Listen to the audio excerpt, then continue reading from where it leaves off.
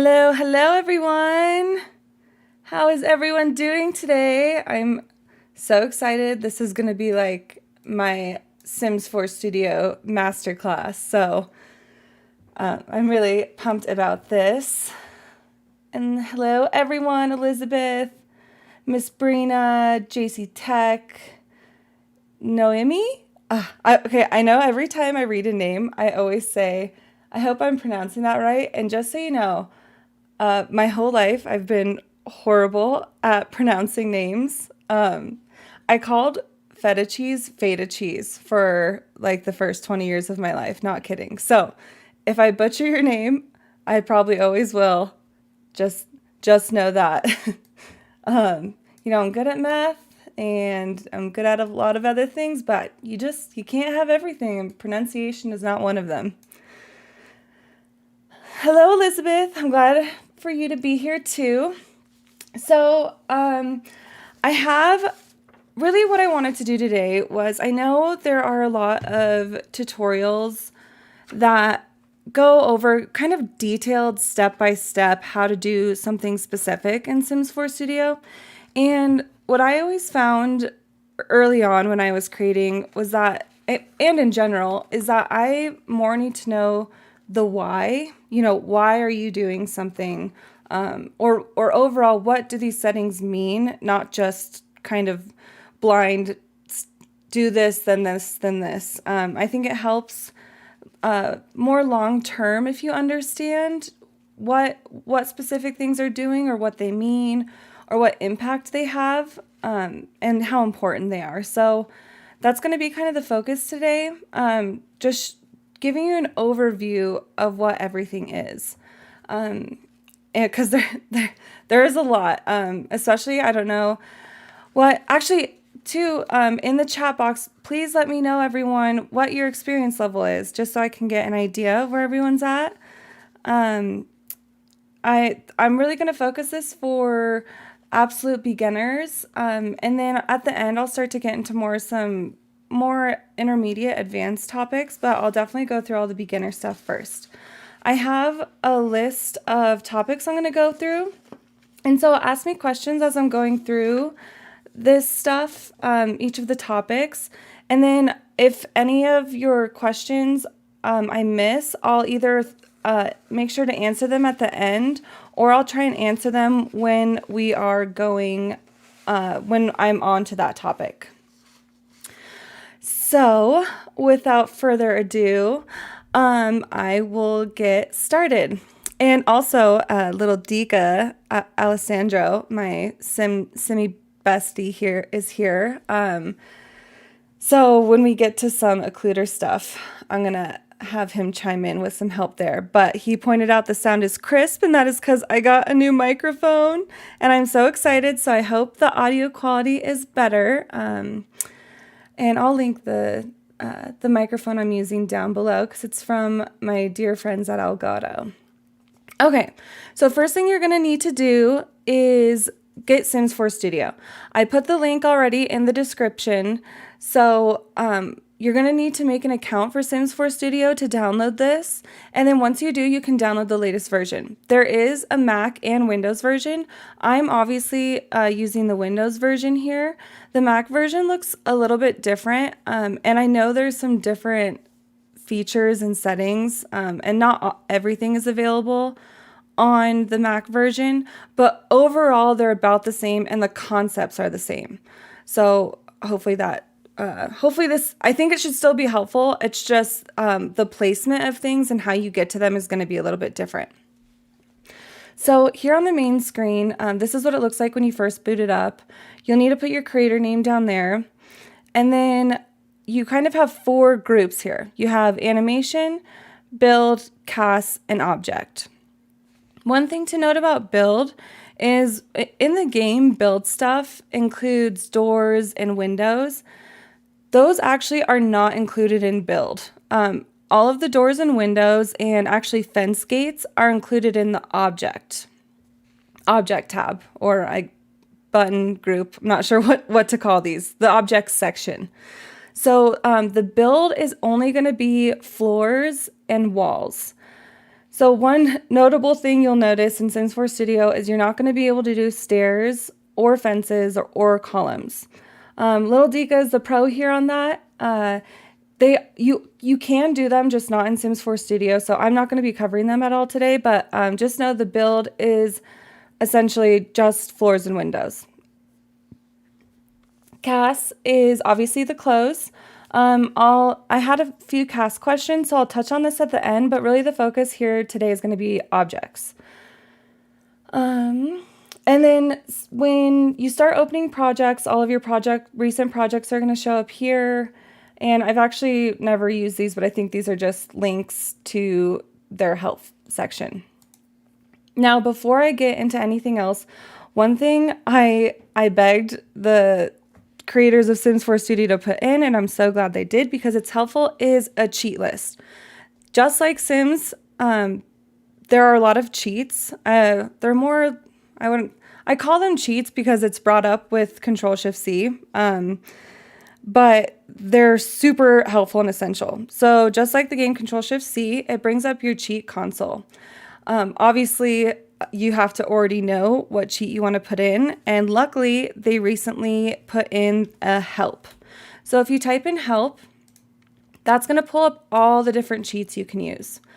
And I'll go over throughout the tutorial when to use some of these, but these are so helpful. For example, Alpha, it enables you to put transparency on objects. GeoStates gives you information on GeoStates. If you don't know what GeoStates are, I'll cover them in a little bit. And let's see, doing things like listing the icons and listing VFX. It creates outputs for the list of visual effects and icons in the game, the icons are really helpful. I use them a lot in some of like my preview images and stuff. And then package export, package import, I'll be going over those as well. But anyways, just know this is here, and then know that anytime you need to pull them up, you just type help in. Also, I've actually never said your name out loud. Sabolette, gosh, I know that's wrong. It's French. Is a wonderful creator. She's on The Sims Resource 2, and she also makes a ton of great tutorials, and I'm glad she's here. Okay, so that's just the start. These cheats, we'll use them throughout the tutorial, but just know, pulled up the same way, Control-Shift-C, and then type help to get the list of them. Okay, now on to the good stuff. So when you go under Object, there's a few options. Standalone Recolor, Create 3D Mesh, Override, and Selective Clone. So Standalone Recolor, that's what you're going to do as a recolor artist. What this does is it doesn't include most of the data for the actual object. And if you've ever tried to put a recolor in without the source object, that's when it says it's missing the footprint resource. So that's when you would use the standalone recolor. If you're trying to make an object or a mesh itself, you can use one of two options. You can use Create 3D Mesh or Selective Clone. I 100% of the time use Selective Clone. It gives you more options, which I'll show you in a second. Creating 3D Mesh just kind of blindly creates a copy of it. So I always use Selective Clone. I never really understood the difference between the two, but I really think it's just the Selective Clone gives you more options as to what you want to copy. And then Override, obviously, that's going to override Sims objects. I've done this just a very few select times. I highly recommend not overriding. It just has a lot of issues.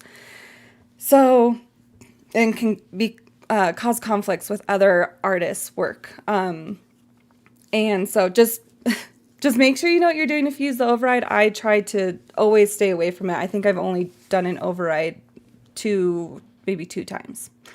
Okay, so we're going to go in with Selective Clone. So you just have that radio button highlighted and then click Object. I did that kind of quick. So yeah, just have the Selective Clone selected and then hit Object. This is now going to pull up all of the objects you can clone. So this is all of the EA ones. You can obviously, I think it's really easy to search through here. You can search through all your game packs. You can also break it down by game or custom. I'll go over custom at the end, but essentially they're objects you made and put in there. So for example, for myself, I actually create a bunch of templates for myself. So that way I can quickly clone them instead of having to look for something that meets all of, my needs. I already know if I want a certain group of settings, I can clone them. But for you, this is mostly what you would probably use. This is showing all the game content, and then you can also show the debug. The debug is really cool. I actually love just looking through here a lot of times. You can see like all the food items and all of like the props they use, like a little match. So that's how you break down between the two. So if you know what object you want to clone, you can search for it.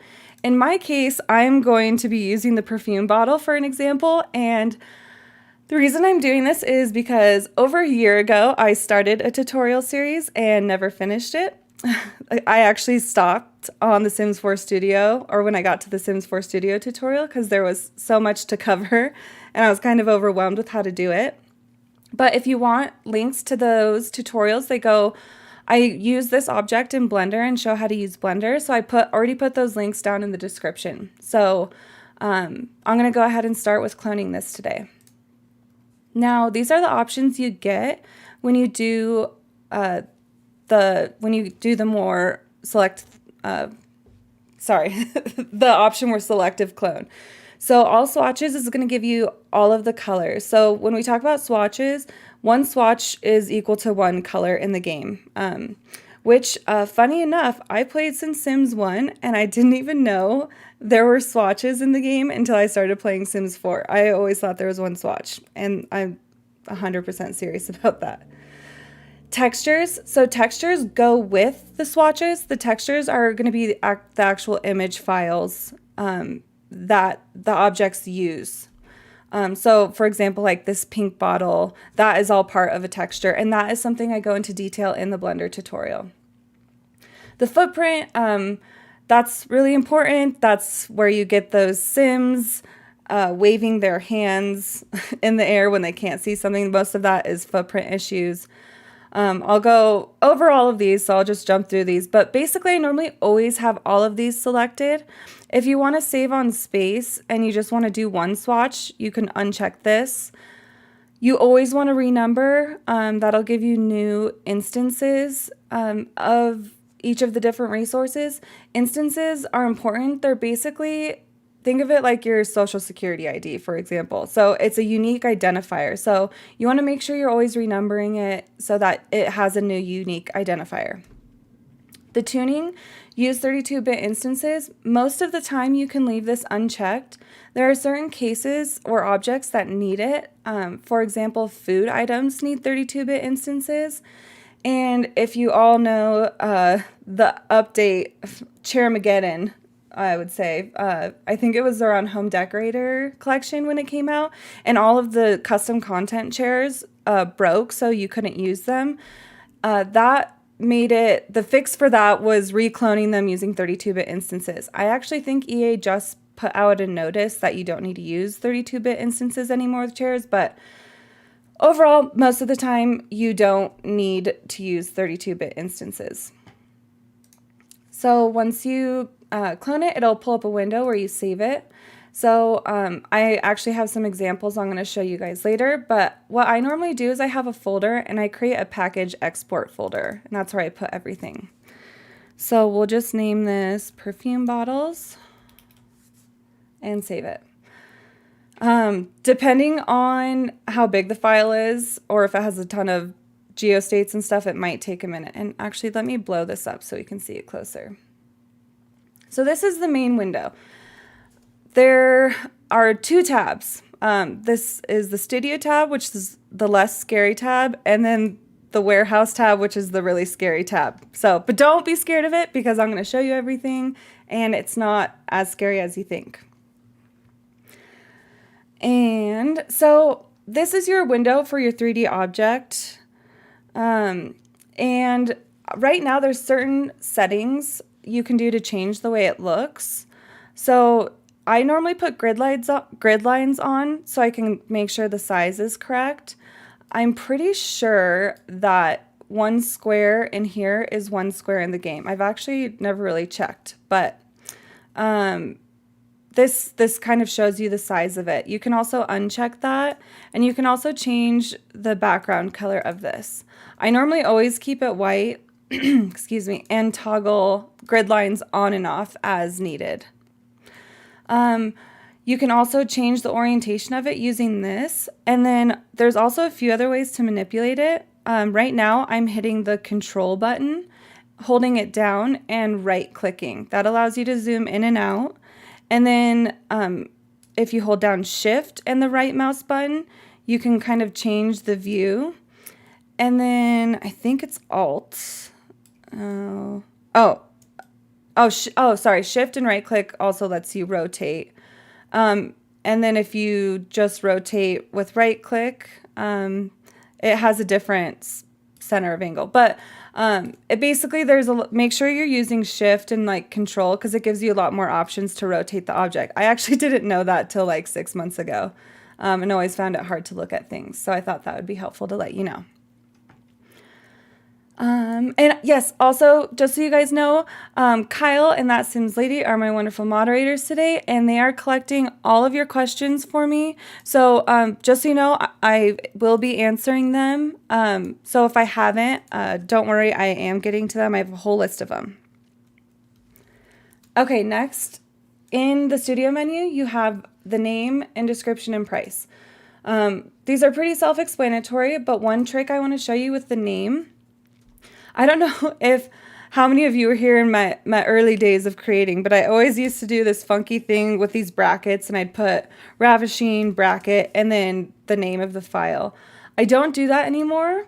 Then I progressed to just doing it without the brackets. And now if you notice, none of my CC has my name in it, but that doesn't mean it's not searchable. What you can actually do is do the piping button, which is if you hit shift and the backslash, that's what you get the piping. So if you do that and put tags behind it like this, they actually don't show up in the game in the description, but it remains searchable by those names. So this is what I do a lot of times now. It just keeps it a little bit cleaner, but that's a really cool trick just to keep your naming clean, but you can add all of these tags and it'll still be searchable.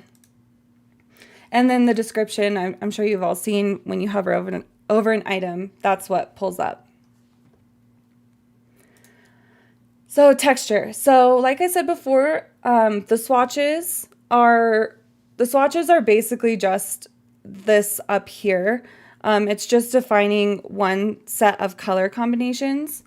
You can always choose these to be whatever you want. You can actually even put images in here, which I've done before. Like for my Polaroids, I put images in here. But normally this is just to show the user what color that certain swatch is. So if we added another swatch, and let's say we would make a perfume bottle blue, you could change the colors there.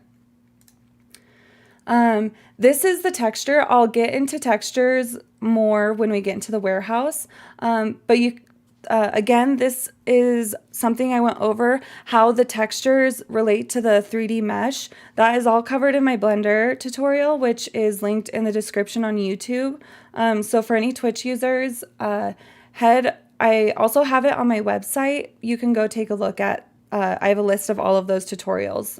If you go to my website and go to resources. And the Blender tutorial covers how these two are related. The catalog thumbnail, nothing is shown here right now. As soon as you load it into the game will automatically create a thumbnail, but nothing's here when you first create a clone. Under meshes, so this one, first of all, it'll show you there's groups, and then there's LOD. LOD stands for level of detail. So I'm going to zoom in real close here. So let me take off the grid lines. So level of detail, basically that's there for your game to make it easier to load. So when you zoom out in the game, if you've ever noticed some objects, they start to get less and less detailed. And that is the game actually switching out the level of detail. As you go out, you need less detail because obviously you're not up close. And it makes it easier for your game to load because as you zoom out, obviously there's more objects in your field of view. So, and like if you look here, especially you can see the roundness here. It's just reducing the amount of detail in there. So some objects have 3, some objects have 2, some have 1. A good case where you'd have 1 LOD is something like a poster where you can't really reduce it anymore. So you'll need to do different ones for each one of these, but that's what they're there for.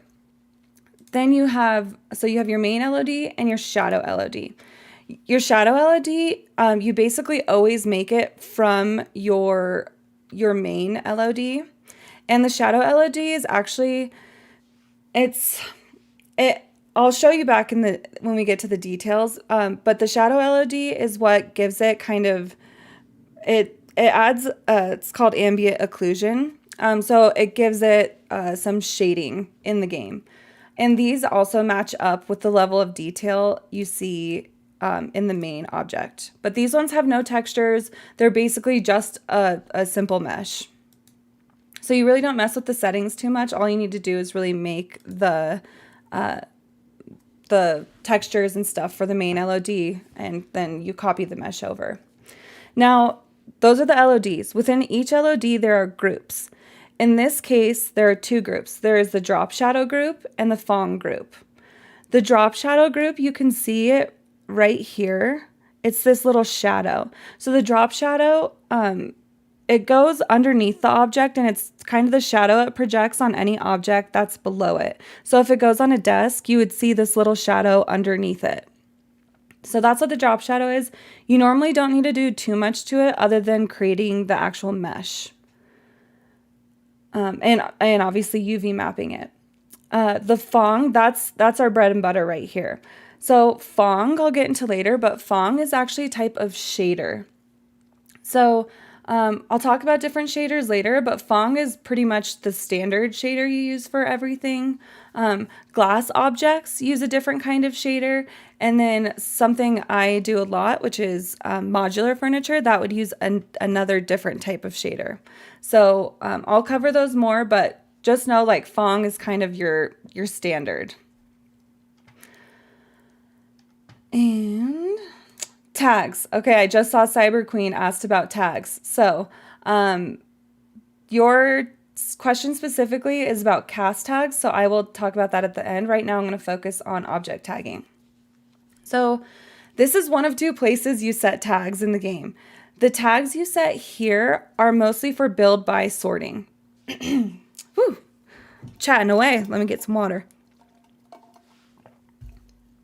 Okay, so this is mostly for build by sorting. So obviously decorative, this is going to show up in clutter. And you can see here there's like mirrors and the sculptures and fireplaces. So you want to make sure that this is categorized correctly. And then function, can be struck by lightning and talk to objects insane. Those are most of the time checked. You don't really need to mess with them. That's done back on the tuning side of things. If a sim is going crazy and talking to objects, it's going to look for an object in the world or your house that has this tagging. And so you can leave it on, or if you don't want your sims to talk to it, you can turn it off. It doesn't really have too much impact. I normally leave it checked for almost everything. Now, this object is one of the really old base game objects, so it doesn't have colors tagged, but colors are important in 2 ways. One, it allows users to filter by color, which is an option in Build By. And then also what came with Dream Home Decorators collection is Sims are able to like or dislike colors. So when you tag it here with a certain color, that is going to play into that like and dislike feature. I'm not positive if the liking and disliking colors is base game or not. I mean, I know it came part with Dream Home Decorators collection, but a lot of times the features actually work base game too. So I'm not positive about that, but that's essentially what colors are used for. And I won't go over all of these, but basically make sure you just go through here and make sure you tag them properly. Obviously, if it's build, putting it indoors. And sometimes things can be categorized in two objects, like maybe you have some kids clutter. You'd probably want to put that in, decorative, but then maybe also the kids section. And you can also tag it in the room, right? So you'd want it to go in like kids room, for example. Now, this isn't all the tagging that you do. I'll show more in the warehouse tab. Oh, and one last thing before I leave this, gameplay effects. So a lot of times like fireplaces have an eco like booster, or if something like a shower would be a water consumer, or like a power generator would be a power producer. So you want to tag those too. Rigs and slots. This doesn't really have anything interesting here. These are basically the standard, the root, the transform bone, and the FX. You pretty much always want all three of these. They're normally all positioned right at 000.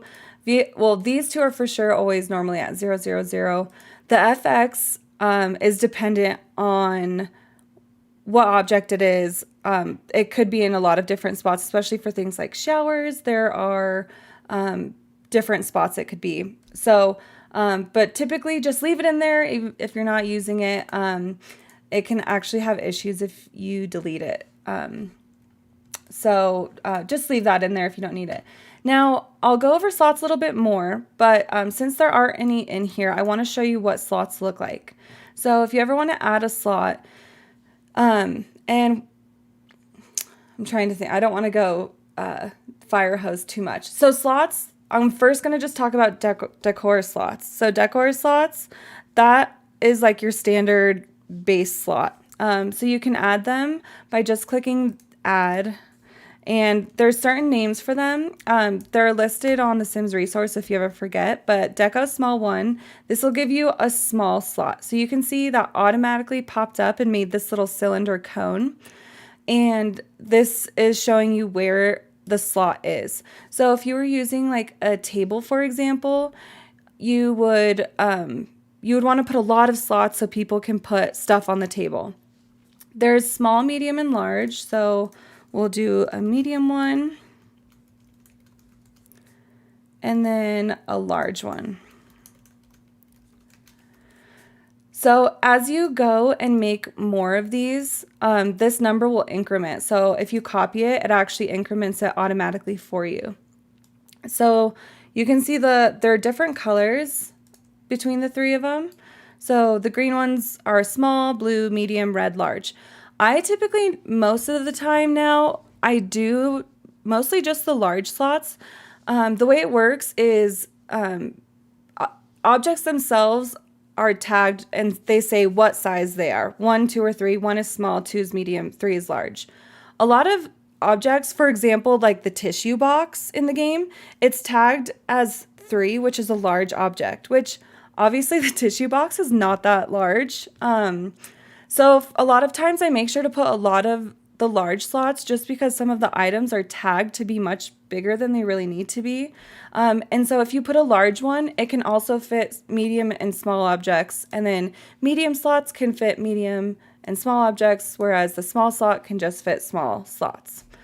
Now, just for decor, these standard decor slots only, you can move them pretty easily. You can move them. Ooh, I moved that really far. Let's do like 0.1. So you can move them and adjust them easily here.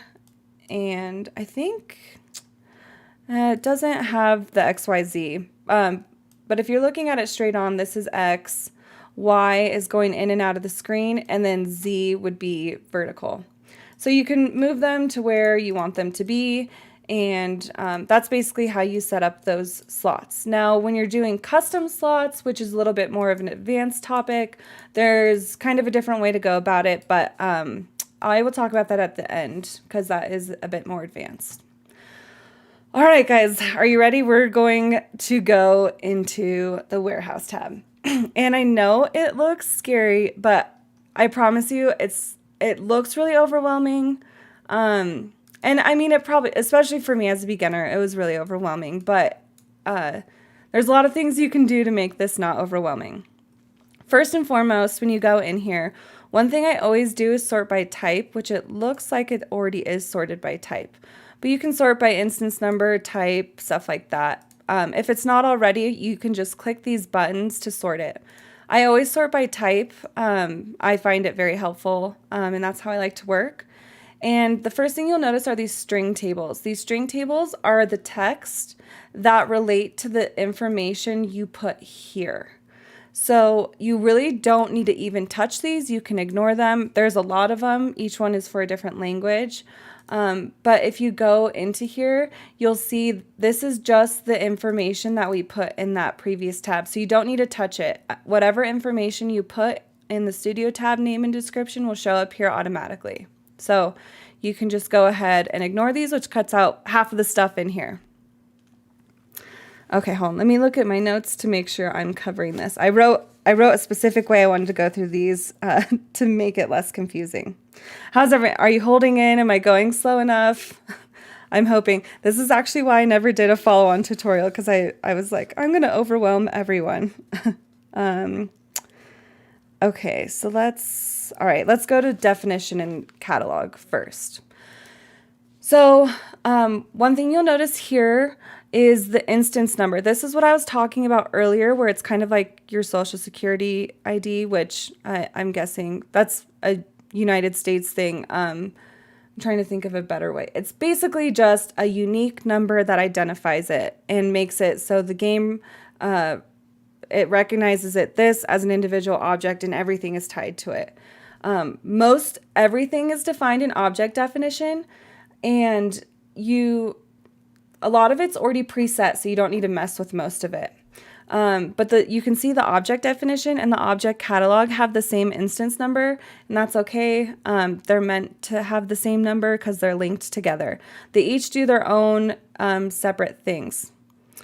Hi, Suna. Thanks for coming late. Don't worry. You can always go back and rewatch the beginning later. So we're in the warehouse. You came right when we got to the more challenging stuff. So, okay. So object definition.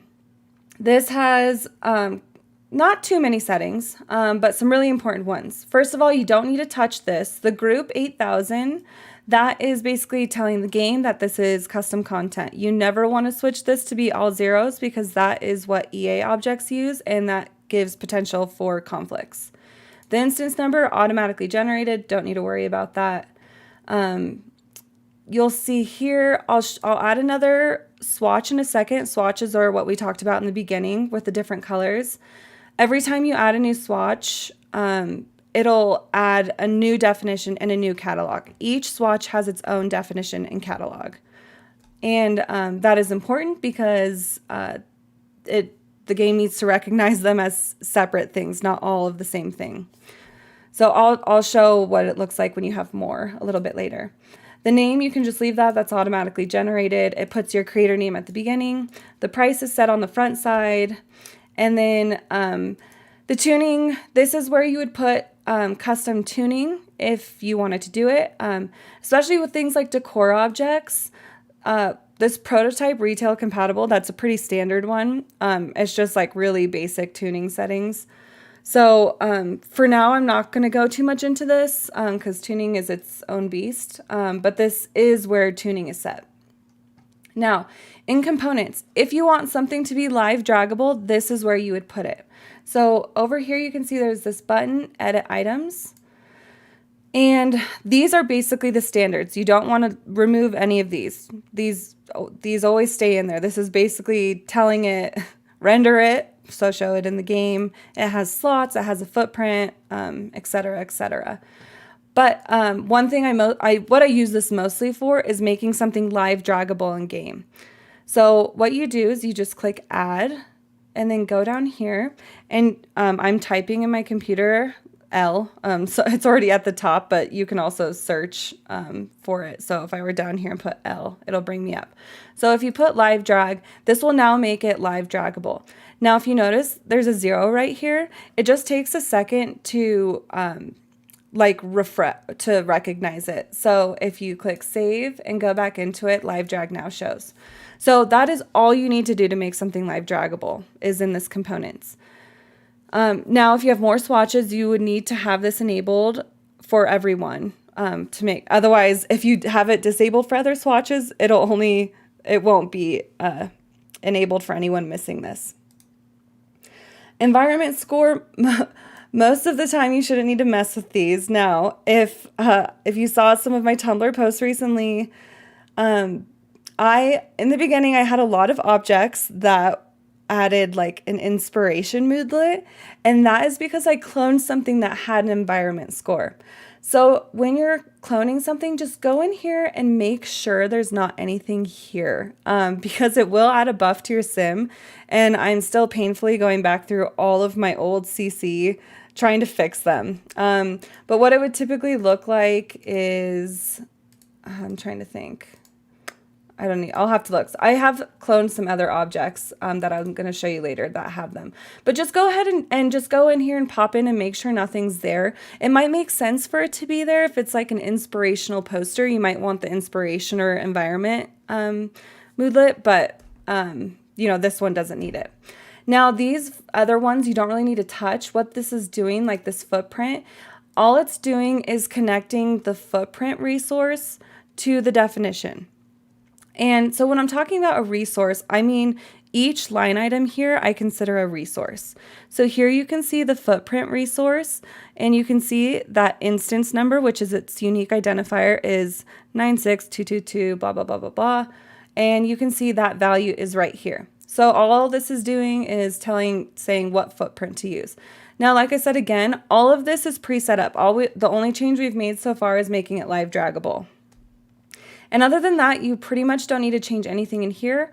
The model tab, similar to the footprint tab, it is linking the model LODs with the object definition. So you can see here the 16222, and right here you can see all of these model LODs have the 16222 number. So again, don't need to touch those, but just explaining that's what it is. And the rig and slot are the same thing. It is just connecting them here, right? The 999, 999. So that's basically it for the definition tab. So we'll go into object catalog. Object catalog has a lot of really important aspects to it. So you normally don't need to touch any of this top stuff. The first thing we're getting to is the dev category flags.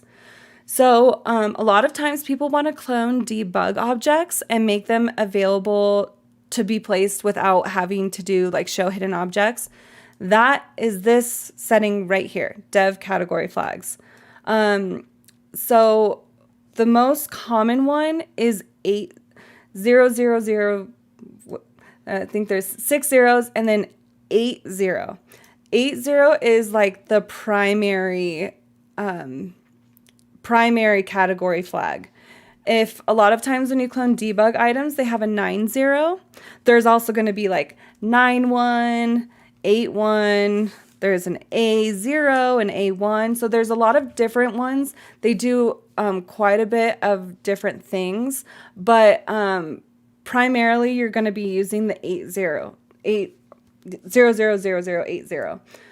So you really only need to modify the last two numbers at the end. So if I said the wrong number of zeros, just know you just need to change the last two numbers. Cases where you'd want something to be debug would be something like, for example, actually my photographic memory mod, I actually hid the some of the photos in debug because I wanted you to use the photo studio, because when you place them on the wall, the photos aren't automatically generated. So I put those in debug. So most of the time you'll want to do 80. Emilian, hopefully I'm saying that right, asked about the is baby tag, which we're about to get. Did I pass it already? I don't think so. I will get to that and talk about it. Object tooltip tags. So this, oh, actually, I was wrong. I'm sorry, I did mess up. So I previously told you, which was not correct, the environment score where you could edit stuff, and I didn't find anything in here.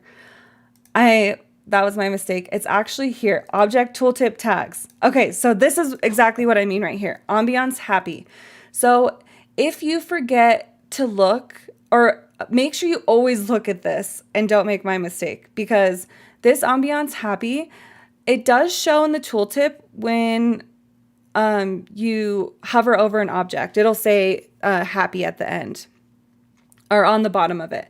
But this also actually impacts your sim's mood. It'll create an environment buff. So when they're near this object, it'll make them feel happy. Now, maybe it means maybe you want it to be happy. There's lots of different things in here, like imaginative, playful. Not all of these are actually, some of these are random tags that have nothing to do with it. But for all of these ones that say ambiance will have an environment and mood impact on your sim. So if you don't want that, make sure to remove it. Like I said, I cloned one object and like so many of my early objects have this tag when they shouldn't be. So make sure to remove it if it doesn't make sense. In this case, it's a perfume bottle. I don't really think it makes sense, so I would remove it. Hide pack icon. This is a base game object, but if you do have something that like requires cats and dogs, you can hide the pack icon. That's sometimes useful because especially CC puts that little wrench icon on there. And so you'd probably want to remove that just so it's like not so cluttered. The price, you set that. Don't try not to mess. I know you can set the price in both definition and catalog, but try not to mess with it here. We already set it earlier back in the studio tab. And when you change it here, it changes everywhere. So try not to mess with it in here. Styles. So this one doesn't have any styles, but the styles have to do with home decorator collection. So if you don't have any, it's not a big deal. It doesn't have any negative impacts. But if you do add styles, it will let you it'll fulfill certain requirements when you're doing the home decorator collection. How to find styles is a little bit more advanced, so we'll skip that. Most of the time you can leave it blank. Tags. This is, I can't tell you how incredibly important this is. So we did do the tagging right here in the studio, right? This tagging is for build by, the build by catalog where you search things. This tag is used for so much more. If many of you have actually been writing me, there has been a common issue with my photographic memory mod, where you actually have photos in the game, but it says you don't. The reason that is because there is another mod by Peanut Butter and Jelly. She actually fixed this already, but just the first version, she removed the functional photo tag that is what the EA object. So that was an override and she removed the tag. So these tags are extremely important because a lot of tuning relies on these tags. For example, function bottle. So I could make a mod where it searched for everything that was tagged with functional bottle. Or in the case of my photographic memory mod, it searched for everything tagged functional. I say functional, but it's FUNC. So make sure to go through here and remove stuff. I know there's this book I used as a clone a lot. So it actually has the functional book tag. And so if it's not a book, make sure you go through and remove things that don't make sense. Because the game uses those tags for a lot of, especially when you have like aspiration and whims, it'll look for objects tagged. So I think like when, what's one of them? Or like when you place holiday directions, decorations, that is actually a tag. And so it'll look, the game will look for any object with that tag. So there are a lot of stuff in here. So you can see it goes kind of slow just because there's so many. Oh, functional air. I've never seen that one before. But you can see like there's art, sculptures, the baby Yoda, right? So these are important because overall the game uses them for tuning and all of like the coding. So just make sure they're correct. And I know I spent a lot of time on this, but I just really wanted to emphasize that because this is something I skipped a lot of. I didn't really understand it. I thought it was set in the studio tab, but it's actually, you need to go both places. And you can see here, the tags you set in the studio tab are actually also duplicated here, like clutter, talk to objects, can strike. But then there's also the new ones like the functional bottle. So Just make sure you look at it and remove any ones that don't make sense. Where were we? Thumbnail hash, you don't need to worry about this most of the time. It's only if you want to use custom thumbnails, which you don't need to most of the time. All of these you can leave plain as they are. I actually have absolutely no idea what these do. I think I know what U1 means, but this remains a mystery to me, and I think most of the community. I've never had to use them. I don't think you need to use them.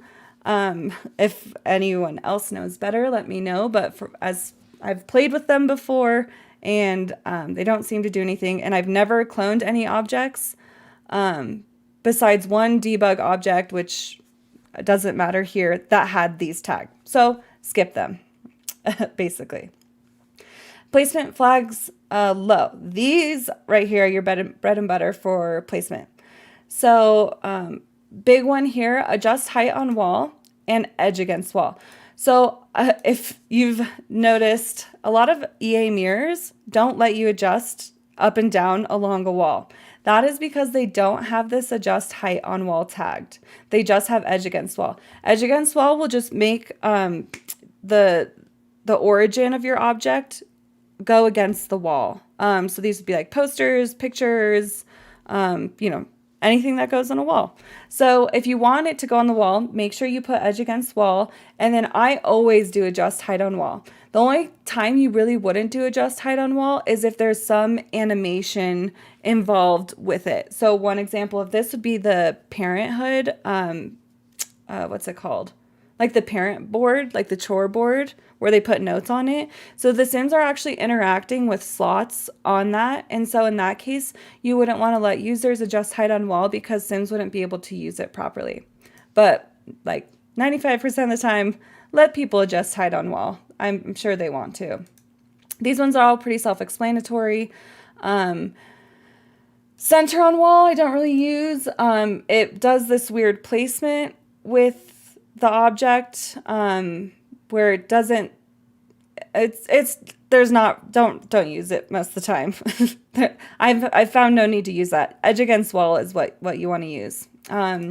Encourage indoor, encourage outdoor. This is where it won't let you place something inside or outside. Grounded against wall. So I'm trying to think of something that uses that.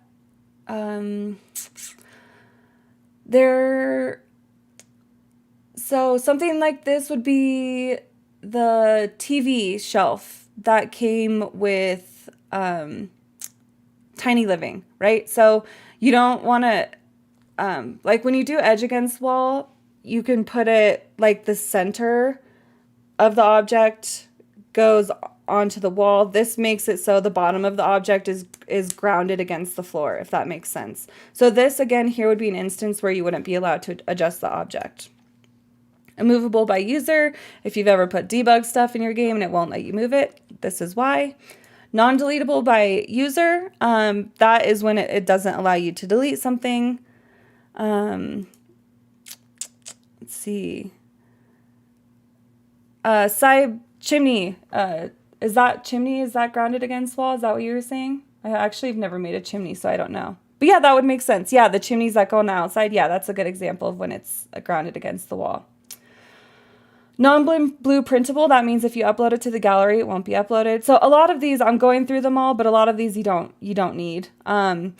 Repeat placement. So this is good if you have like a candle maybe where you click it. You don't have to click shift to keep placing the same object. Repeat placement does it automatically for you. Requires fence. That's something like fence decor. I think like if you were to do a gate, you would use that. Requires slot. This is something that, something like the microwaves. Like the microwaves require a slot, right? It's objects that, this is typically for objects that Sims interact with and have to go on something. It's kind of annoying when you want to just like look at an object and you're like, oh dang, I need to put a counter just to see what it looks like. But a lot of times there's good reason that it requires a slot, but sometimes you don't really need that. Show object if wall down. That's a really good one. This obviously self-explanatory. This will make something visible or not if the walls are down. I think a lot of, like with the photos, I was asking people, sometimes I don't know if you guys prefer things showing when the walls are down or not. I don't know. Please put in the comments which you guys prefer. I don't know. I always struggle with this one when I'm making my own decor objects. But yeah, if this is also a good example, if there is something in the game you love to use and you hate that it shows when walls are up or down, you can create your own clone and just uncheck this. And that'll give you an option for using an object, and changing that setting. No idea what these do. Never known. I don't think anyone knows except EA themselves. Prototype ID, don't touch that. Slot deco size and slotting behavior. When you change this, for one of them, it changes it in both spots. This can only be 1, 2, or 3. In the beginning, we talked about those slots here. Large is 3, medium is 2, small is 1. So when you're over here setting your rigs and slots, this means this object will allow other objects to be slotted into it.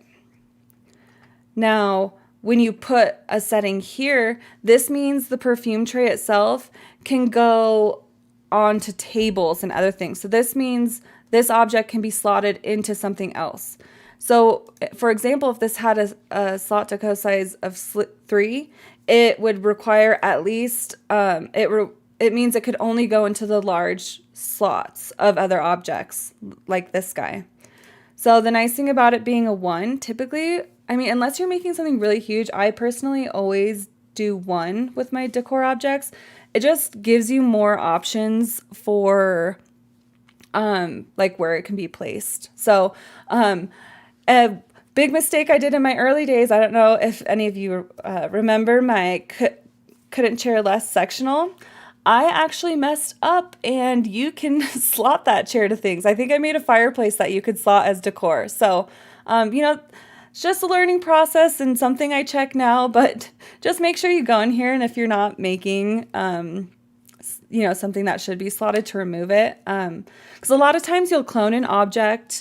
You don't always, like if you're making a book, you don't always need to clone a book. So depending on what you're cloning, it may not have the correct settings, so make sure you just go through it and check and make sure it's right.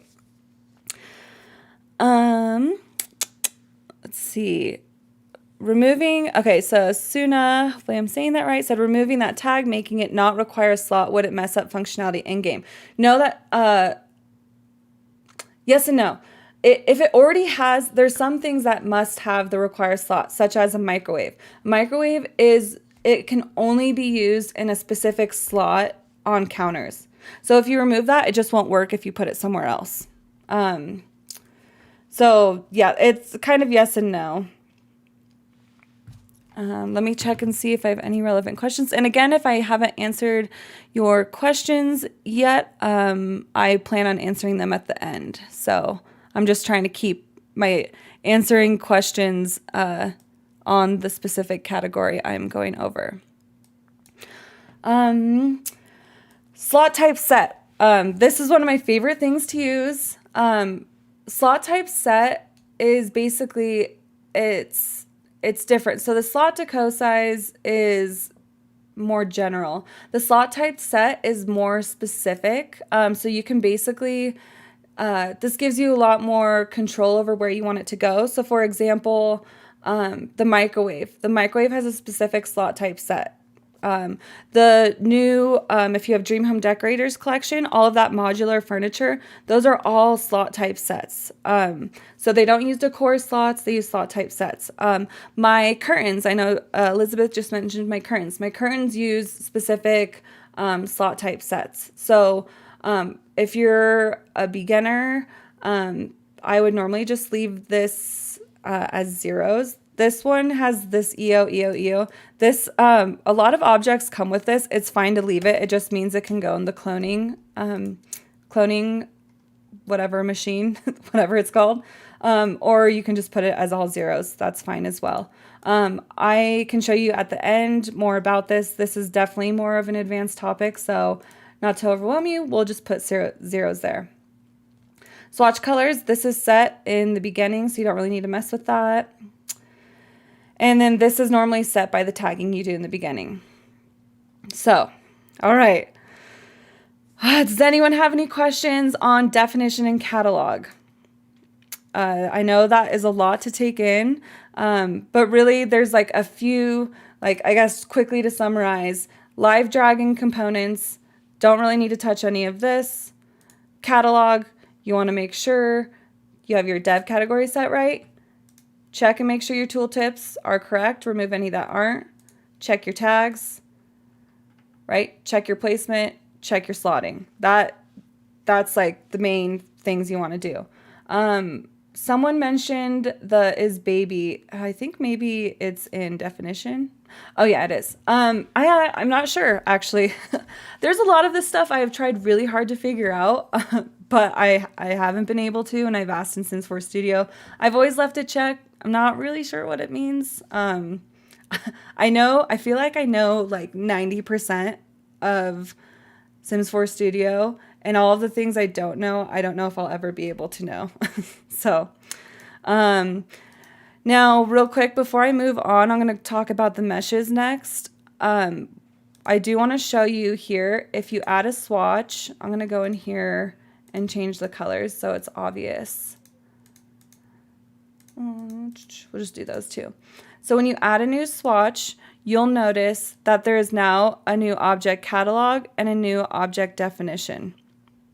So the nice thing is, whenever you're making an object, the very first thing you want to do before making all your swatches, actually adding swatches is the very, very last thing I do. I always make one object, all the settings before I go and add a ton of swatches. The reason for that is once you add all of your settings and you start to add swatches, it'll copy all of the settings you already did. So, for example, if we had already gone into the object definition and changed this to be live draggable, and we already changed the tagging in this object catalog, when you make new swatches, it'll inherit all of those settings. So if you forget and do it at the end, you're going to have to either go in and individually change each and every catalog and definition, or delete them, change your first one, and then re-add new swatches. So really that's a hard lesson learned, but really I would always recommend just starting with your one swatch, get everything, all your ducks in a row, get everything set up, because then when you make all your other swatches, they'll inherit all of those settings. Okay, let's move on to, I'm going to talk about footprints first. So footprints, these are, I'm sure many of you have a love-hate with these, because these are the things wherein your sim cannot access an object and they put their hands and start waving their hands over their head. That right here is the footprint. Footprints are so important for many things. They're used in animation, also placement, obviously, and they can get complex, but they can also be pretty easy. In this case, the interesting thing is you can see here that this might not have been the best one to use as an example, but this one's actually using a template key. So a template key, basically this is a shared resource. It means a lot of objects use it. So my guess is a lot of really small decor objects use this template key. But that's not really great for an example. That is helpful actually. So I can show you how to find resources that aren't included in the object to begin with. But for the moment, I'm going to pull up a different example because I don't want to overwhelm you. I cloned a bunch of, these are all objects I'm going to show you as I get to different points, just so I can highlight specific settings. Again, here I organize by type and footprint. Oh, great. This one has a reference too. Okay. Okay, this swing set one. This one is, I made a clone of this. I wanted to show you guys because if you ever, wow, none of these have their own footprints. Okay. I'm sorry, I'm trying not to overwhelm you. Okay, we'll do this. So one thing you can do is if you can get the template, if it has, okay, sorry, I'm trying to collect my thoughts. If it has a template key and your object is of a similar size. So for example, if you were making like another small decor object, I would leave the template. The template is nice because it's referencing an EA footprint, and it means like it's pretty much set up really well. So what you can either do is if you want to look at what this footprint looks like, you can go in here and go to Game File Cruiser. I really hope this part doesn't overwhelm you guys. If you go here in Game File Cruiser, this lets you search like a ton of things, tons of different resources. But you can go in here and you can select footprint. And right here, again, this is that unique identifier. If you copy it and then paste it here and filter, it'll pull up that footprint for you. So if it ever does have a template, never add to a current package. What that's going to do is if you make changes to it, it's going to override it. And if it's a template, many objects are likely using it. So for this case, I'm just going to pull it up in the Game File Cruiser and show you what the settings look like. But if you notice here in this window, this footprint resource is the exact same here. So, and I'll show you how to generate one automatically, but I just want to go through this real quick. So max height, min height, obviously this is a shared one, so 0.7, I don't think that's the actual height of the perfume tray, but that just defines how big it is. And then here is the really important ones. So this is the object polygons. I'm going to make this big. Now, in the case of this perfume tray, it just has one. Sometimes more complicated objects like swing sets, for example, will have a lot of different footprints. If you're messing with something that has a lot of different footprints, it's probably a more complex object and has animations with it and a lot of routing. So that's probably more an advanced thing. So I'll just stick today with just this single footprint. But just know if it has multiple footprints, you can't just delete them all because they do have specific purposes. A lot of times this will be set automatically when you import a mesh or when you just clone one. These values are actually taken from your Blender. It looks at the dimensions and adds these automatically. These are the standard flags. Enabled means you will see that green footprint on the ground.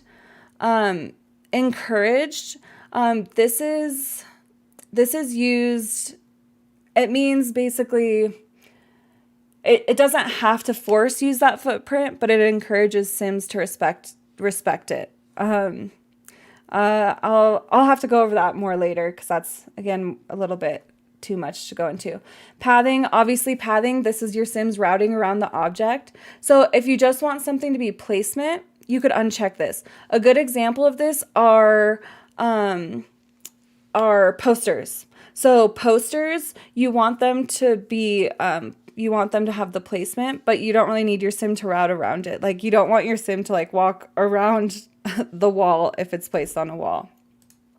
None of these I normally really mess with. So this is pretty much the standard. Intersection flags and intersection type. So intersection flags, you can use these to make it so your object can intersect with something. In the case of something, I'm trying to think. Oh, so I don't know if any of you know of the gaming mat I made recently. So the gaming mat, I actually made it so you can do reserved space in Sims. This is basically the settings. Oh, and I think objects. So this is basically the settings for what a rug would be. So obviously rugs go on the ground, but you don't want Sims to route around them, and you want Sims to be able to like walk over them. So if you select these, it means the rugs won't intersect with those items. Also, like rugs would you'd want rugs to go under beds, so that's why you wouldn't want it to intersect with other objects. Now, footprints can be confusing, so try to use these when they make sense. I know they can be frustrating, and it can be easy just to be like, don't intersect with anything, but then your object, especially if it's like if it's a chair, right, your sim would walk through, which just doesn't look good for gameplay. So let's see. Emilian, you told me how to pronounce your name right. I'm gonna have to go back up and look at it. Emilian. Emilian. I'm so bad at pronouncing it. I'm sorry if I'm butchering it. She says, would the pathing tag be why some debug items have placement footprint, but the sims walk through them? That is my guess. Those are prop objects. I'll have to look at one specifically, but that is most likely what's happening because sims, I'm guessing it probably has a sims intersection flag because a lot of those debug items they're called props, meaning the sims will pick them up and use them in animations so that they wouldn't want to intersect with the sims. So the best way to look at something if you're curious is make a clone of it. This is like the best way I learned, and I think a good way for anyone to learn. If you're curious, if you see how an object is working and you're curious why it's working that way, go and clone the object and poke through the settings. That is like how I've learned most everything. So you could go in there and look at the different settings it has checked. That would be my guess for that. Name hash. These do have, some of these are important if they're animations. Leave them as is for the object you clone. It doesn't really matter too much unless you're doing something really specific, like swing sets have specific name hashes, but overall, I wouldn't worry about that. The point list. This is, I wanted to point this out. These are automatically generated, but if you do need to make changes, these numbers need to somewhat closely match up. Oh, and I didn't even mention this. Okay, this is really confusing. Most all of us are used to XYZ. For some reason, this is XZY. And then again here, XZY, which you can tell because if you remember out there, it said the max height was 0.7, the min height was 0. So yeah, this is a little bit confusing, but yeah, it's XZY, XZY. And then if you go into the point list, it says X and Z. It's not Z. This is actually Y. So X and Y. So just know that. I know it's confusing and I wish they would fix it, but that's the way it is. And these numbers, if you go into your Blender, these numbers, you can actually look at your points, your XYZ vertice points, and they should be almost identical, and if not, very close. So think of this. This is basically drawing a square around the object. Now, as you can see, this is 0.23, 0.23. So the boxes they go by I'm pretty sure quarter tile. So your box will never be like exact to these values. It's always going to round up to like a quarter tile, half tile, or one tile. Okay. One other quick way, if your footprint, if you want, sometimes you obviously don't want to use a template key. You can always go here, go to the Studio tab, Meshes, and then adjust footprint to fit mesh. That'll generate a new footprint for you. And it might not show up right away. Oh, it did. Yep. So see here, now that template instance is gone. Yeah, I knew that 0.7 was too high. This got dropped down to 0.3. And if you go in here, we now have our objects. So I probably should have shown you that instead of going into the game file cruiser, but at least you know how to do the game file cruiser now. But yeah, so that's, if you want to unlink it from the template, that's the way to do it, is generate footprint from mesh. And if you do make any changes here, just make sure you also make the changes into this point list. Surface type flags, most of the time you're always going to leave it floor and terrain, unless you're doing something like to go on water, like pool, like if you're doing a pool floaty or something. But most of the time that should stay the same. All right, that was a lot of information. Are we doing okay? Whew. See, this is why I got scared making the tutorial after I did the Blender one, because I'm like, there's so much. All right, what's next on my notes? Okay, I'll go into lights real quick. Now, so most objects won't have a light unless it is a light. So this light, editing lights, this is if you would have a candle or, you know, a lamp, any kind of lamp. And I'm not going to go into detail here with this today because it is really pretty confusing and hard to understand all of these settings. There are some people who've made small tutorials on what these values mean. It is different for every one of these light resources. So I'm not going to go into it here, but what I will say, what I always do is, one, look for Sims 4 Studio if you're trying to add a light to something, and two, like I said, the best thing you can do is look at objects in the game. So like if you want to make a light, look at lights in the game and look at how they illuminate the area around it, or look for something of a similar size light you're going to do, and you can copy those values and like look at the different values. Obviously, if it has a shade, you'd want to use the lampshade light. And then these values, they're kind of obscure, but like I said, best thing to do for these is just go and look at a similar object, look how it's set up. And that's going to be kind of make a change, test and game, make a change, test and game. The colors, obviously, the kind of color you want of the light. But yeah, that's my recommendation for those. I haven't done too many lights. I think maybe like 10 or 15 my whole time creating. And that's always what I do, is just go look at a similar object of a similar size and look at those settings. But we'll remove them here. Occluders. These are my arch nemesis. I hate occluders. So if you don't know what occluders are, and little Dika, I don't know if he's still here. He is like a pro at occluders, and I'm pretty sure he has a really good GIF showing what they are. But occluders are basically one of many ways EA accounts for shadowing. So I think it's a bit overkill because there's drop shadows, there's ambient occlusion, there's shadowing you add on your textures, and then there's these occluders. Now, if you, I'll tell you what a few occluders are. If you've ever taken some EA decor objects and sized them down because they were too big, and you got a big, dark, black like area around your object, that is the occluder. The occluders do not scale with the object. And I'm actually going to show you, I went and found some of my early day. I don't know if you guys remember this clothing rack I had. This is from May 2nd, 2019. So I was just a little baby creator then. It's funny going through my old Sims 4 Studio photos because this was me here. I didn't even know what an occluder was. So that's why I'm going through this through detail, because there's a lot of things, you know, it's easy to just go and upload a mesh, you know, upload a texture and call it done. But there's actually a lot of different things you need to look.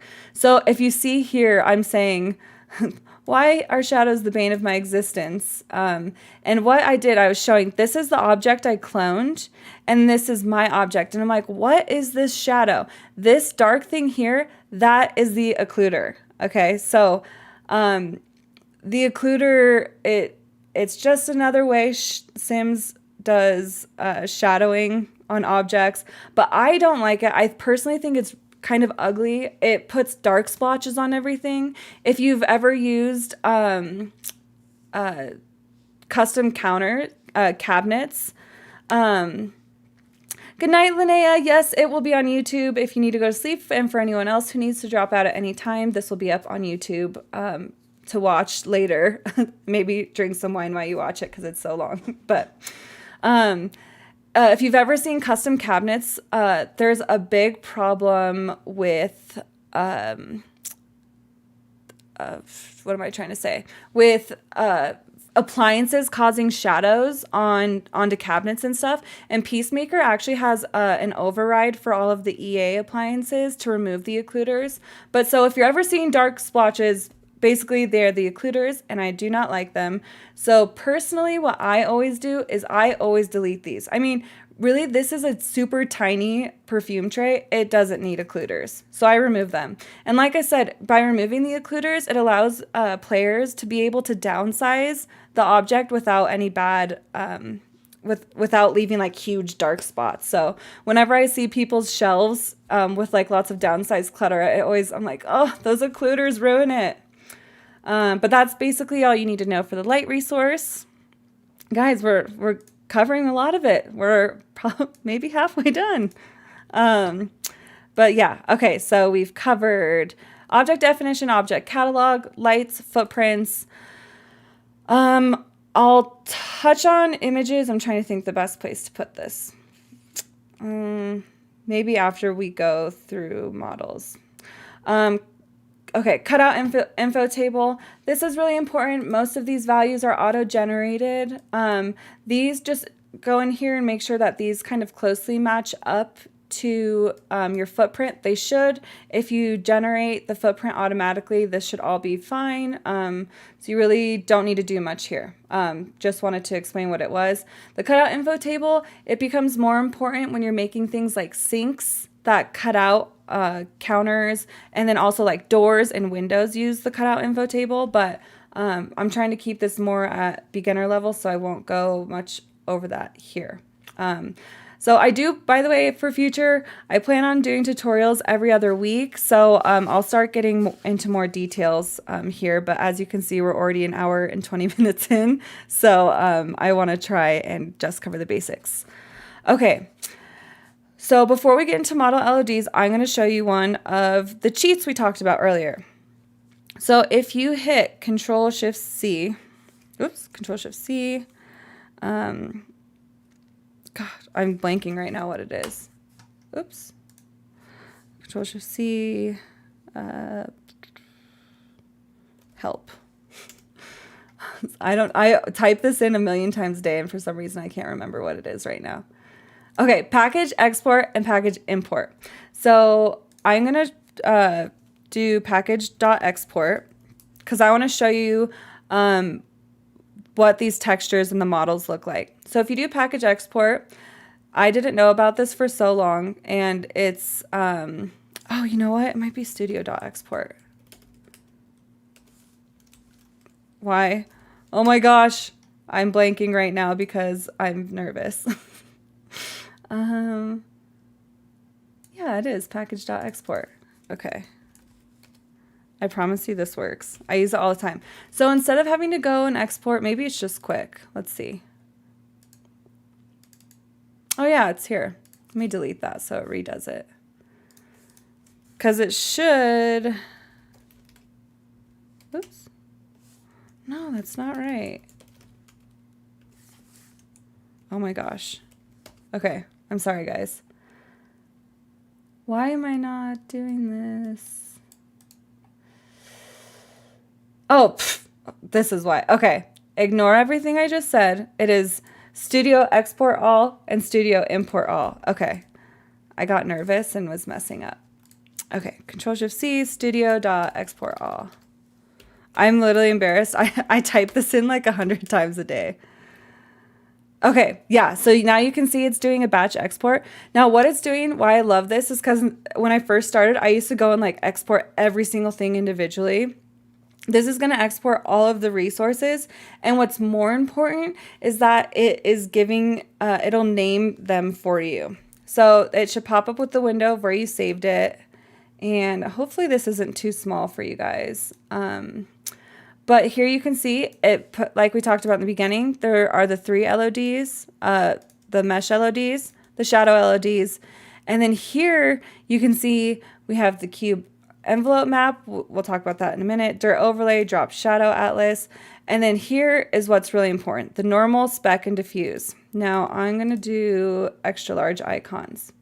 So you can see here, this is the normal map, this is the spec map, this is the diffuse map. The reason I wanted to show you this is because one of the questions I got on my forum is how to tell what image is what.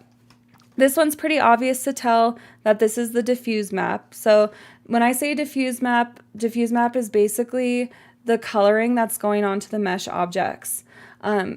So that's just the diffuse, so it just puts the color on it. Now the bump and the spec map, or the bump is also called the normal map. This is the normal map is what puts 3D features on it.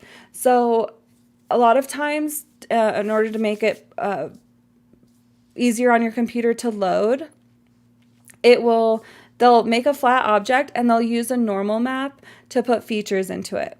The spec map, that's short for specular, that is what puts shininess on your object, for lack of a better word, like reflection, stuff like that. And one thing that's important, so if you want to do a quick check and you're not sure what object is what, the nice thing is when you export them, it'll tell you normal map, spec map, and diffuse map. And sometimes it's hard to tell, like, especially here, this is the spec map. And then you can see over here, it looks more colored. So that's a quick way to tell, but obviously it's, if you have a lot of swatches, it might be hard to match them up. So I'll show you another way we'll look at them. One thing that is really important, I can't go too much into textures today, just because it takes a lot. But when you do the studio.export all, it exports PNGs. Now for the normal map and the specular map, you're actually going to want DDS files. So in order to get DDS files, I normally, whenever I clone an object, what I'm going to do now is just hold down Shift. It'll highlight all of those for me. Batch export. And then I go into perfume bottle resources. It'll give you this export binary. That's fine. Leave it. Save them. And you'll see when I go back into here, they put them at the top. So it now exported these files in a DDS format. So you can see here are the PNGs. Here are the DDS. Now these are the resource numbers, and if you see those exclamation points and then the numbers, if you look over here, so this is the normal map, so you can see it's D4DE89, and right here, D4DE89. Now I'm just gonna, like I said, I can't go into textures, but I'm just gonna open up Photoshop real quick to show you what it looks like and why DDS is important. I'm just mentioning this because when you do the Studio Export All, it exports PNGs, and so you don't want to use those for a reference, like if you're making a new object. So this is a plugin you need in order to open DDS files in Photoshop. But DDS files, what's different, let's open the PNG so you can see the difference. Package export.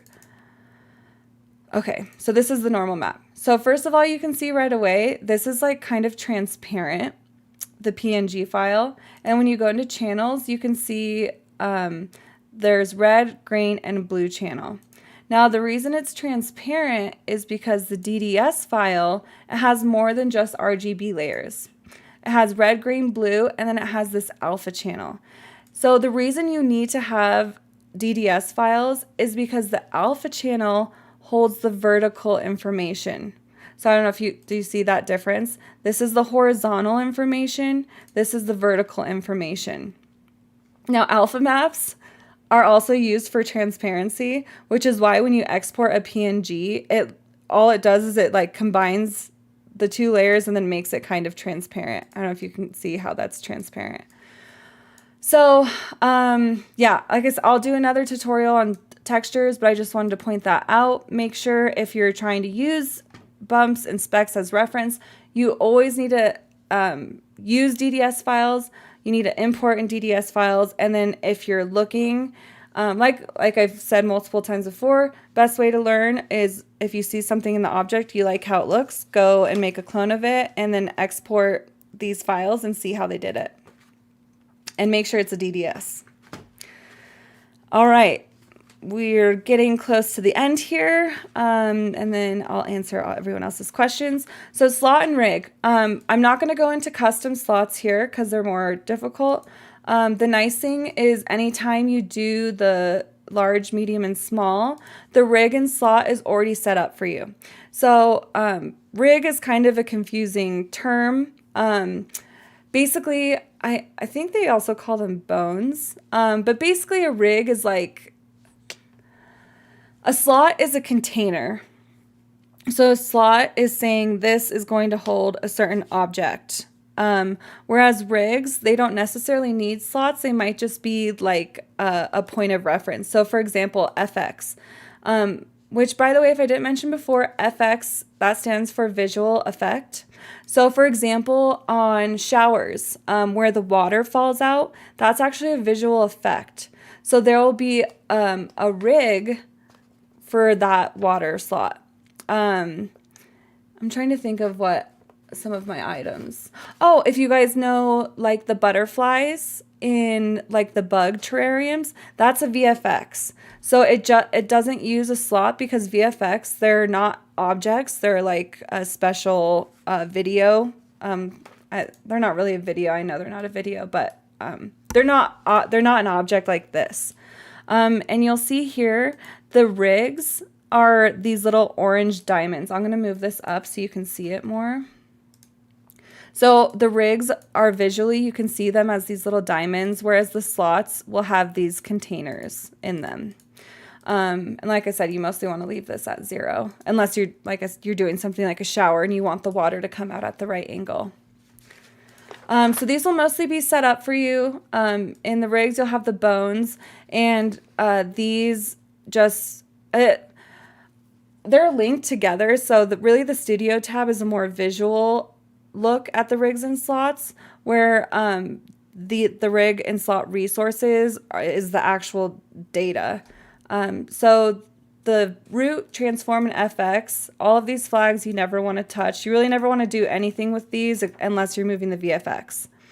Now the deco slots, these names will be automatically generated, and like I showed you in the beginning, we can add these slots in the Studio tab. I'm just opening this to show you they're here. All of these name hashes and stuff are automatically generated. If you make changes in the Studio tab, they will change here. So you can see XYZ here, 0, 0, 0. And then let's go and change this to like 0.5, 0.5. Okay. Save it. Also, make sure you're saving your work periodically. That's one thing I learned the hard way. It doesn't crash a lot like Sims does, but just in case. So you can see here, the changes we just made in the Studio tab do change over here as well, automatically. So they should match.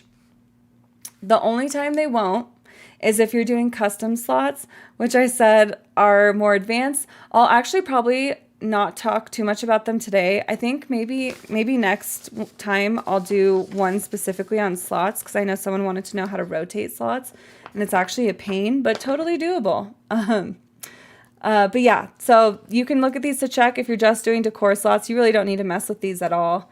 Container slots, you can see here. Remember I told you that large was a 3 container, medium's a 2, smalls are 1. So these numbers match up with what we saw in the catalog when we set those. And again, all of these are going to be automatically set. Only time they aren't is if you're doing custom slots, in which case you'd need to come in here and make some changes. But we don't need to worry about that today. Effects slot, that's that VFX. This will be automatically generated. And then if you have something really complicated like the brewing machine, for example, that came with Eco Living, I think it was, where you make like the kombucha, that has like a ton of other like routing and target slots. So most of the time, unless you're doing like a really complex object, you don't need to mess with these. Very few items have them. So if you're just doing like decor and stuff like that, you don't need to worry about them. And if you're doing something like a chair, that actually has quite a few. Here, let me open up the chair real quick.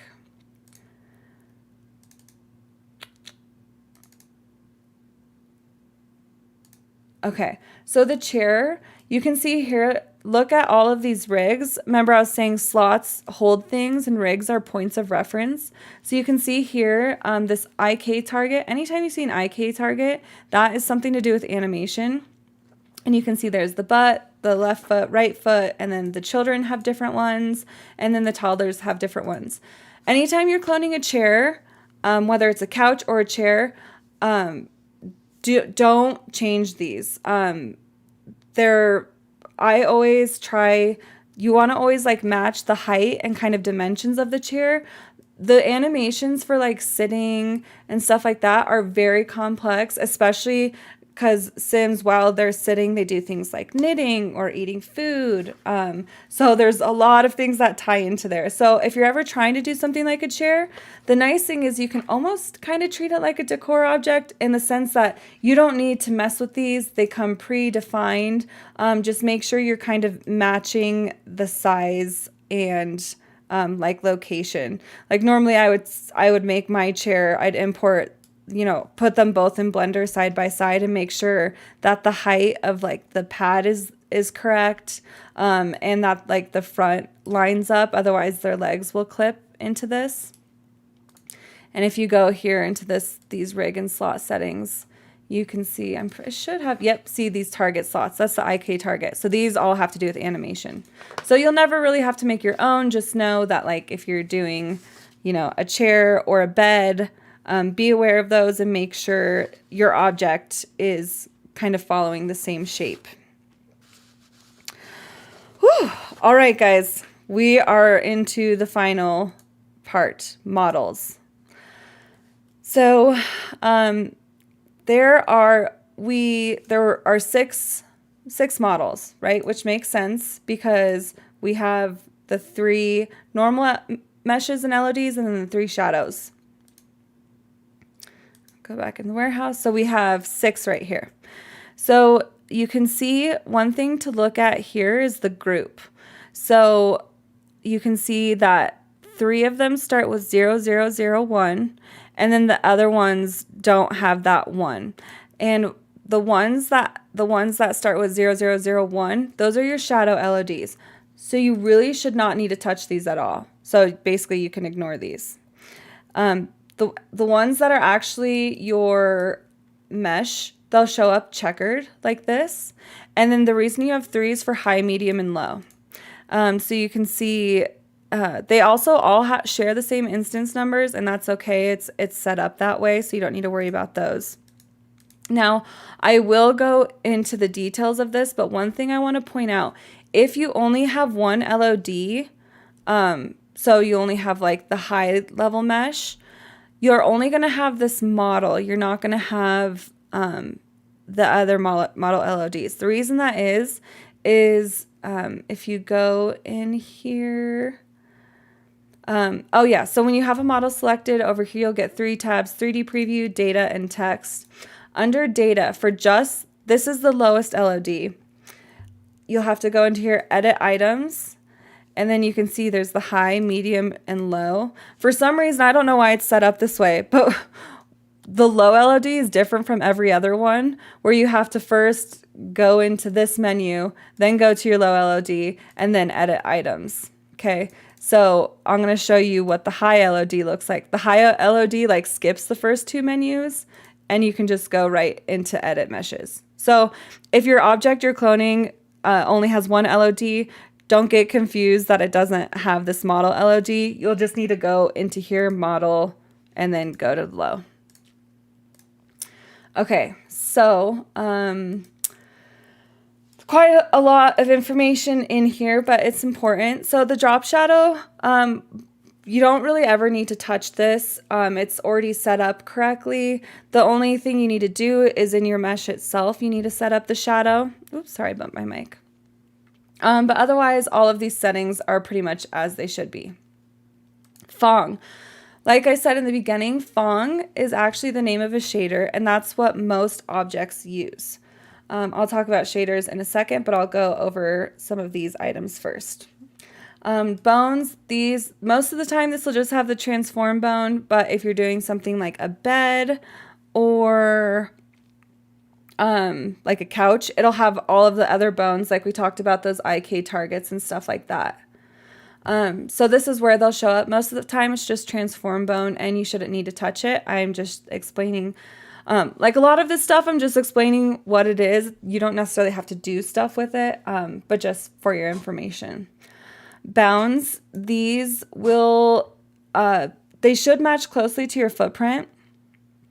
And you don't really need to mess with them most of the time. This is automatically generated when you import a mesh, which we haven't done here yet at all. But these values will be taken from your Blender file. Extra bounds, only some very, very few items use these. One item that uses it is the cat tree. Most, like 90% of the objects don't have extra bounds, so you don't need to worry about them. Flags. So, excuse me. So for most of the items, this is going to be your standard value. This value, when you click and change these different boxes, this value will change. Again, I'm not positive what these do. I've always kind of leave it. If I'm ever unsure, I look at an example item, but most of the time these are checked. And then pickable, that means your sim can grab it in the game. And then shadow caster, obviously it means it can be cast a shadow. The reason I want to point out pickable is in the case of cabinets or some sort of container where you have glass, like on my Simmer Down kitchen set, my cabinets have a glass front. And what I did was I made the glass not pickable. And what that does, it allows you to grab any like decor items that you put inside the cabinet. It lets it so it doesn't click the glass, and you can go and like move the decor objects after they're placed into the cabinet. That took me like a week and a half to figure out how to do that, because it always bummed me out when there was CC with like glass fronts, but the problem was when you put decor objects behind the glass, you could never grab it and move it again, so you'd have to like delete it and start over. Well, if you make your glass group, if you uncheck this for your glass groups, it means you can grab stuff behind it. There is not a glass group in here. I do have an example one I was going to show you in just a moment. But basically, you can typically leave this as the 1850, and these default settings are checked on majority of things. GeoStates. Some objects have GeoStates. And an example of one would be the dollhouse. So let me open that up real quick. So GeoStates, I don't know if you guys ever play with this. I thought it's kind of crazy that children can break their dollhouses.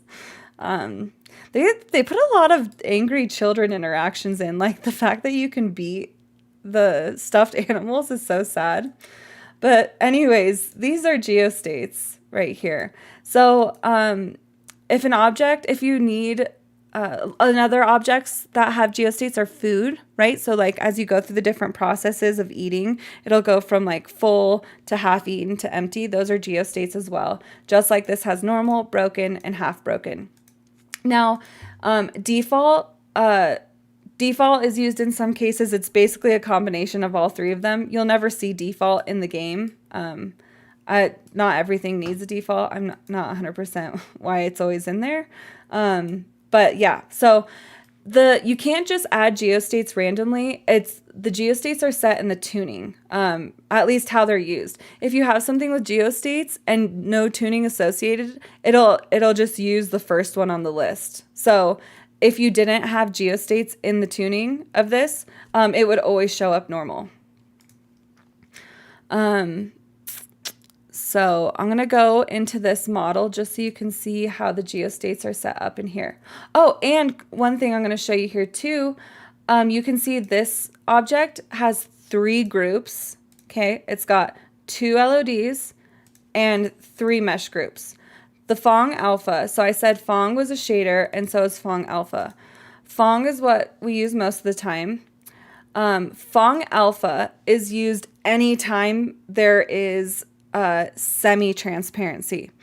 So you can make things fully transparent, which most leaves and flowers and objects, stuff like that, those have full transparency where it's either fully transparent or fully opaque. If you want anything semi-transparent, such as like a mesh, or, you know, in Snowy Escape, we had all of those windows that came with like that kind of mesh looking thing. That's semi-transparent, or anything like glass or water. In this case, they use Fong Alpha for the water in the pool, which also, by the way, why does every single one of their dollhouses have a freaking hot tub or pool? I don't know. My dollhouse has never had a pool or hot tub. So you can see even for the Fong Alpha, these are all checked. In this case, it wouldn't make sense to not make it clickable, but just so you're aware, that is where that is. And if you ever have something with GeoStates, each one of the groups is going to have the GeoStates. So there is this tab GeoStates here where you can edit them. And if you're cloning, like if you are cloning an object that's a dollhouse, all of this should be set up for you, just showing you here so you know what it looks like. All right, we'll close out of that guy. Okay, most of this stuff you don't need to mess with. That's the nice thing. The only time you need to mess with some of the stuff down here is if it's an animated object. And so really the primary thing you're going to be doing in these LOD tabs are the material settings.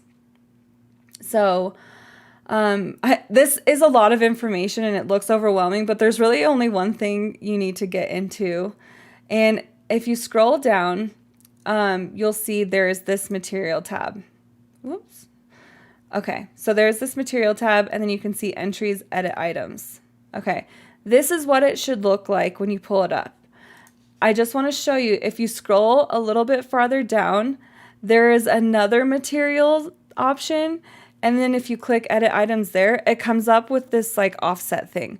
So a lot of times, if you ever click the wrong one, you just scroll too far. So just make sure you're going to the first material settings. And it should look like this. Like I said, if it doesn't, you probably scroll too far, just scroll up. Now, okay, so as you know, we've been working with one swatch on this. The default, I've asked Sims 4 Studio. I'm not really 100% positive what the default does. The only thing I think it does is when you first buy an object from Build Buy and you haven't placed it in the game yet, I'm pretty sure it's using the default, but I have no idea. It doesn't really seem to do anything else. So really the ones you want to focus on are the set 1 material variant. And then you'll see here, there's state ID default, state ID burnt. So as you know, things catch fire in The Sims. So after it's caught on fire, it'll look like burned or singed. And that's what this state ID is. These are different than GeoStates. So you can have GeoStates, which are like different mesh variations, and then material states. So these are 2 different material states. A lot of times yours might only just have default, but then there's also burnt. So that's what the 2 different ones are. And one thing I really want to emphasize too, if you remember back when I was talking about the catalog and definition, how when you make all those changes, when you add a new swatch, it'll inherit those changes. Same thing goes for here. Any changes you make in the material settings, those will be copied over to new swatches. So like I said, my best recommendation is always work with one swatch, get all your settings done, make sure everything looks good before doing like a ton of other swatches, because that way all your settings will be right and they'll be copied over. Okay, so here when you first click on it, you don't need to really mess with this. The private level, this is painting surface, is video surface. The video surface is used for TVs and computers. Painting surfaces are used for canvases. So if you do need to use these, you should be cloning an object that already has these built in, because they have very specific settings. So like if you want to make a TV, clone a TV, because all of these settings will be set up properly for you. You shouldn't need the variant ID. You shouldn't need to touch this. These are already set up for you. And as you create new swatches, all of these values will be filled in. Really, the only thing you're going to want to do in here is go into material, edit items. And I think this is probably one of the reasons Sims 4 Studio can seem really overwhelming, because like, let's go back and look. We're like, we're way deep in this. We're like 5 levels deep. So it's kind of a lot to deal with, but once you get in the rhythm and you've used it a few times, you'll know how to find things easier. So yeah, we're in model LOD, edit items in the meshes. We went to Fong, we scrolled down, we went to material, edit items, and now we're here. And now for this, we're going to have to go one level deeper and edit the items. So I know that is like a lot of windows, but I promise you, once you do it like a few times, it'll get easier. But it is a lot of windows though. Okay, so actually, okay, I'll do something in a second. Alpha mask threshold. So anytime you see, if you remember when I pulled up Photoshop earlier and I told you that the alpha map defines transparency, this alpha mask threshold defines at what value something will be considered transparent or opaque. So let me pull up, I'm going to show you this granny chair real quick so you can see what I mean. So we're going to pull up that diffuse and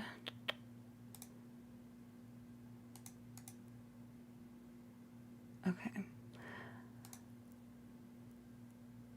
All right, let me pull up the chair. So if you remember what I said, that the Fong alpha, that's anything that's semi-transparent, and then the Fong is when you just have either fully transparent or fully opaque. So if you see here, I actually really love this chair. I wish there was some better color combos because some of these are really cute, but I think it's really cute. But anyways, these, I don't know, let me blow this up so you can see. So EA does this trick a lot, and it's a good thing. It's to make your game faster. But I don't know if, can you guys see that right here? These tassels are not actually 3D. It's actually a totally flat plane. And this is a case where it'd be using the bump map to make it look 3D. But also, these aren't each individually modeled. I don't know if you can kind of see, like right here.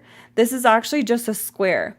And how it's getting its transparency is in the diffuse map. So if you look here, this is the DDS file. And if you look here, this alpha map, right? So we have the red, green, blue, and then the alpha map. And see this black part? This black part is saying, make this transparent. So anything that's white is opaque, anything black is transparent.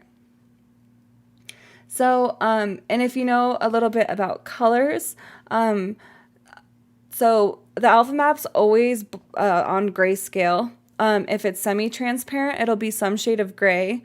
White is opaque, black is fully transparent, and those are numbered 1 through 255.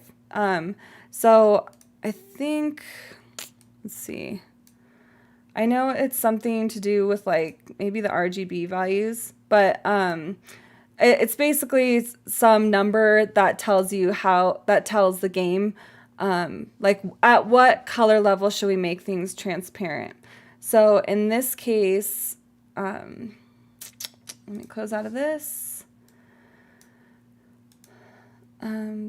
So this doesn't have anything transparent. Let me go into the granny one. So the granny one, it does have a transparent level. Fong, edit items, and you'll see there are tons of swatches, right, for the different materials. That's why I said you always want to work with one first and change the others. But I just wanted to open up this granny chair one for you to show you. So you can see here, because this has a transparent part, it has an alpha map, and the alpha map is always the same, basically always the same as the diffuse map, which we just looked at that DDS in in Photoshop. That's because the diffuse map, the alpha layer is the alpha map. So you can see here the instance numbers of these two are the exact same. The alpha mask threshold is 128. So basically this is saying, because obviously images aren't perfect, right? They'll be a little bit, maybe it's not 100% black. It's like starts to be gray as it transitions between black and white. So this alpha mask threshold is just saying at what color gray do we start considering something transparent or opaque.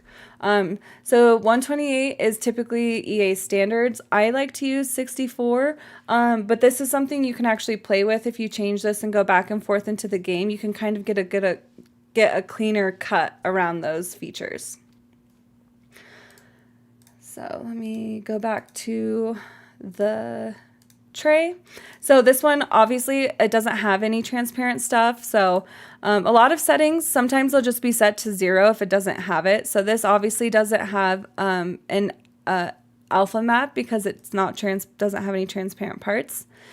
And then the cube envelope map, that has to do with its shininess. So this is always default. It is, I've only seen in only the telescope, I think, is or the observatory is the only object I've seen that doesn't use this value. So you never need to change that. These values here, so you can see the diffuse map. Again, these instance numbers, these are the unique identifiers of a certain resource. So like I talked about earlier, one really good thing about exporting your files is we can see here in my perfume bottle, we exported these. And when we exported them using Studio Export All, it gave us PNGs, but when we went and did the batch export, it gave us these DDS files. What's nice about that is we can go in here and we can see diffuse map. It's E79CAF. So this was one of the questions someone asked me, is how to tell which image goes where. So the first thing you can do is export studio.export all, but also if you're confused as to what is what, you can come into the material settings and match up these instance numbers. So you can see E79, and then right in here, you guys see that's the E79. So it's saying the diffuse map, this setting is saying use this resource, this image as the diffuse map. Same here. This is the normal map. We have D4D, E8, right? And then D4D, E8. So this is the normal map. Same here, spec map, D16, D2, and then down here, D16, D2. Now these values you can also see when we're back in the warehouse tab. So you don't always need to like export them, but sometimes it's just a little bit easier to have them so you can check them up real quick. So also when you go and you're adding new swatches and importing images via the Studio tab, those will automatically create new instance numbers for you, and it'll automatically set up these settings for you. So you really shouldn't need to mess with this much unless you're getting fancy. You can come in here and, like, for example, if you want to mess with like the alpha mask threshold, that would be, excuse me, an instance where you'd want to come in here and mess with that. Double-sided, that is used on flowers a lot. It just means the texture will show up on both sides of something. So if you, like posters, for example, posters are most of the time, they're just, and this more has to do with like the mesh, but it basically means it just shows the texture on both sides of the mesh. So I'll get into that more later. But most of the time that's used for things like plants and, you know, or actually hangers a lot in the game. They're a single plane, and those are normally double-sided. Light map scale, you shouldn't need to mess with this very much. All of these have to do, there's two light, so you can do lighting, which is like lamps in the game. But then there's also like a glowing effect, which for like buttons on the thermostat, those are glowing. So that's what this light map is. So you can get a little bit fancy with these things like string lights. Those can use light maps. So that's what that's normally for. Again, this is kind of more like specific to a certain object. But most times if you're doing decor or things like a chair, you don't need to use them. We talked about putting the normal map, and then we have the normal map UV selector. Leave that the same. I always leave shininess the same, specular the same. SSAO intensity. So I forget what the SS stands for, but AO is ambient occlusion. So this here again is one way EA is accounting for shadows. And I don't know if you've ever seen like on the corner of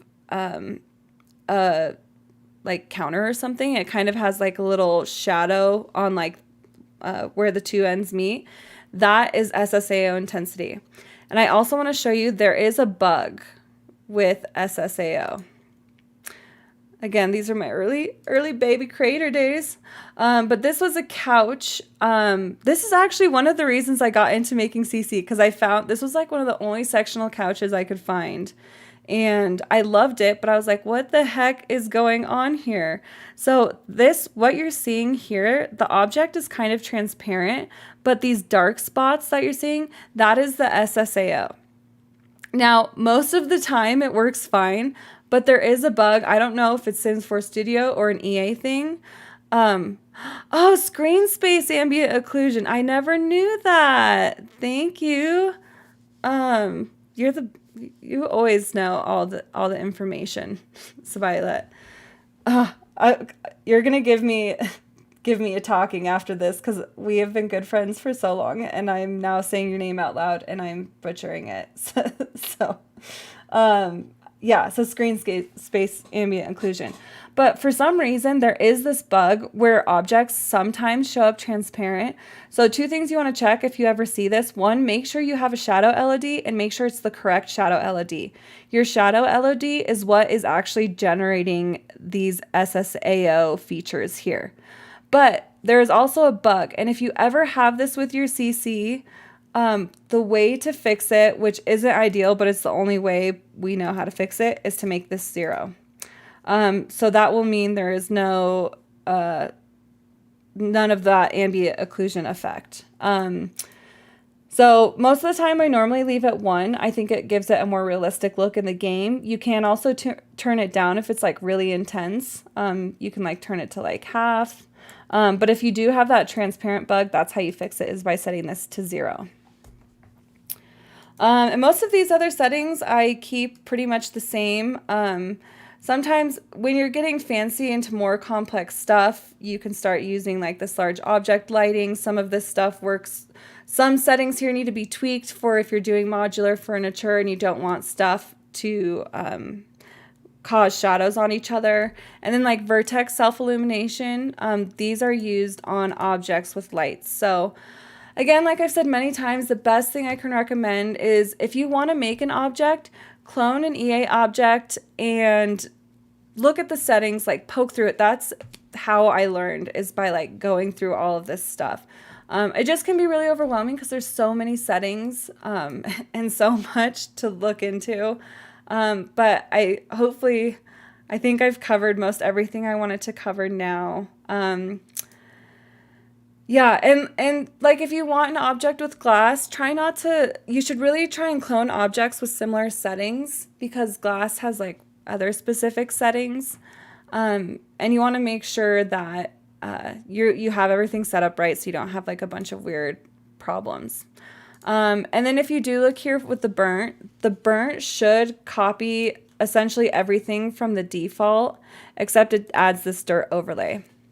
So that's the main difference. But again, if you want to make any changes to the threshold, do it first before adding tons of swatches, because I've had to go back and like add a ton of swatches.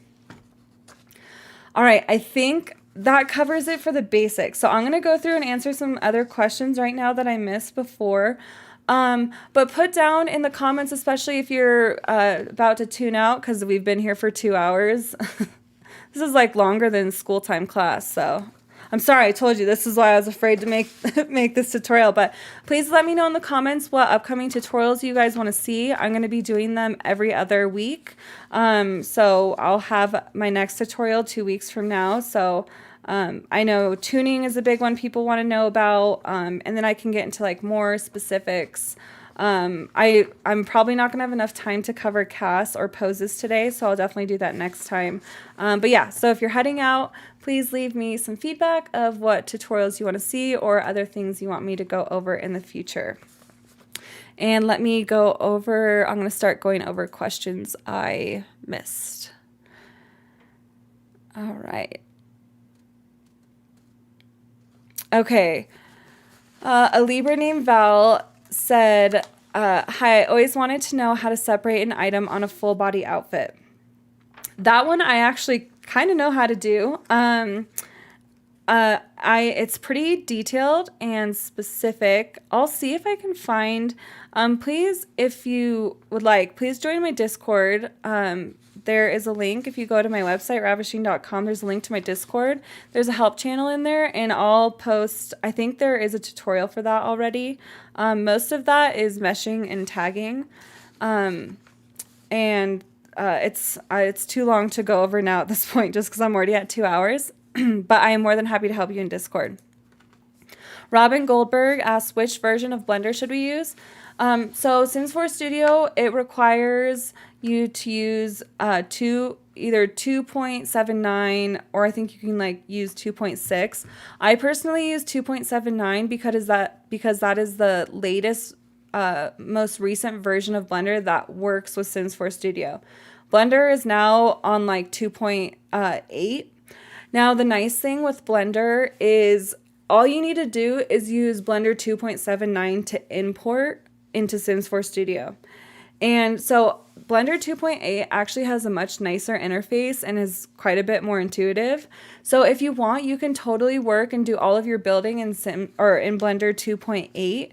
The only thing you'll need to do is copy it over to 2.79 before you import. And it's nice because you can have both windows open and literally just hit Control-C, Control-V to copy from one window to the other. If you look in the description of this video, I already have a tutorial on a Blender GUI and an overview of extracting and editing a mesh object, which I did this perfume object. And I actually have a template for a Blender setup, and I have links to all the Blender versions and everything. So check out those links in the description for Blender information.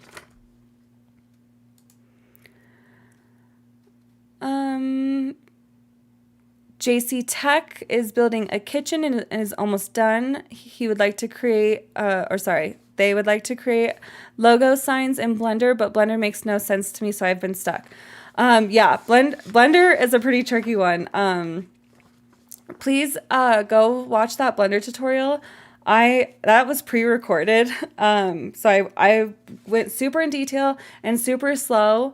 And so the methods I use there are, you would use similar methods, and I explain how UV mapping works, and basically all the basics. I also have a video, it's really quick, it's 10 minutes long. It goes over all the terminology like UV maps, polygons, polys, all of that. All three of those links are in the description. So I'm not doing Blender today, so I won't be able to go over that, but please watch those videos.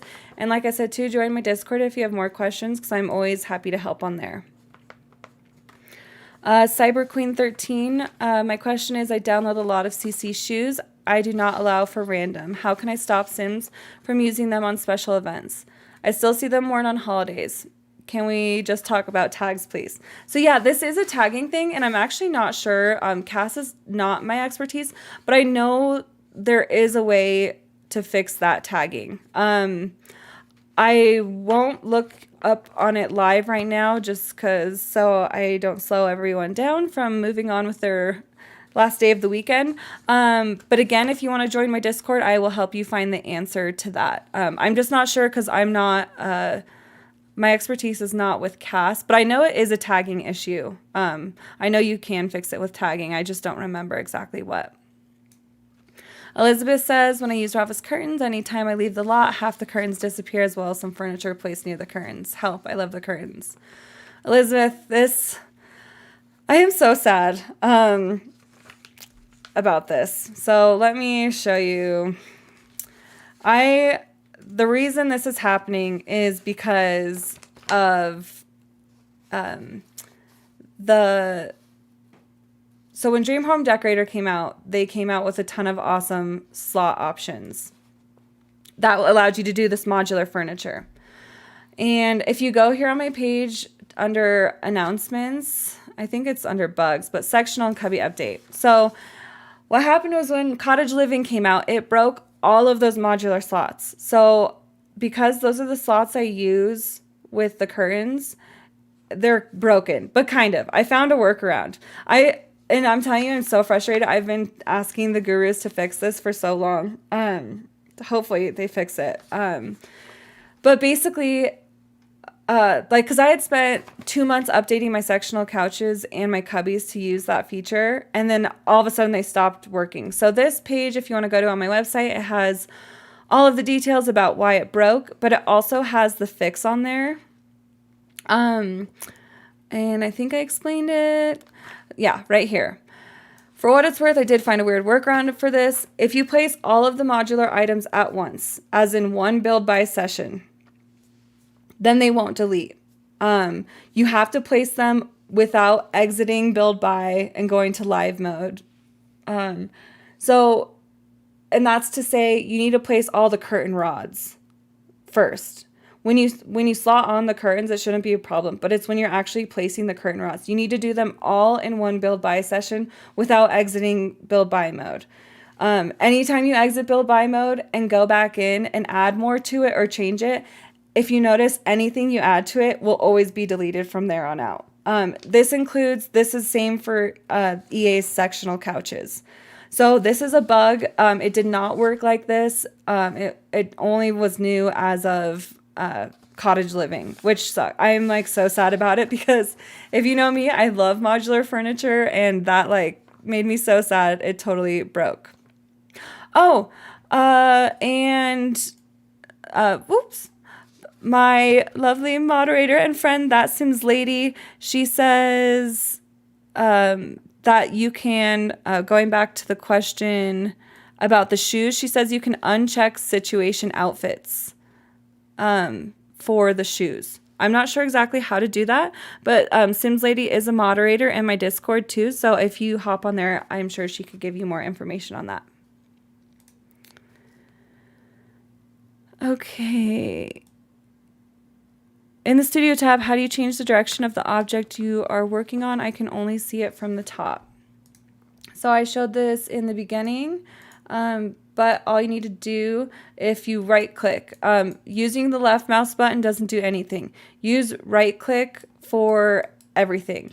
And then it gives you right click will rotate, but if you want to move it like up and down, you can hold shift and right click, control and right click, zooms really far in and out. So you've probably maybe been doing the left mouse click, so just make sure you're doing right mouse click. Why would this perfume bottle not have any surface tagged? The any surface, I'm actually not sure what that's used for. This question was specifically asked, I think, yeah, during here in the footprint. I've actually never seen anything tagged any surface. It's normally always floor or terrain. But floor doesn't limit it to just the floor. It can still go on tables and stuff. But I've actually never seen any surface tagged. I'll have to look into that. I've never seen that used. But I know that this works for most of the time. So hopefully that, I don't know if that answers your question more than I don't know, but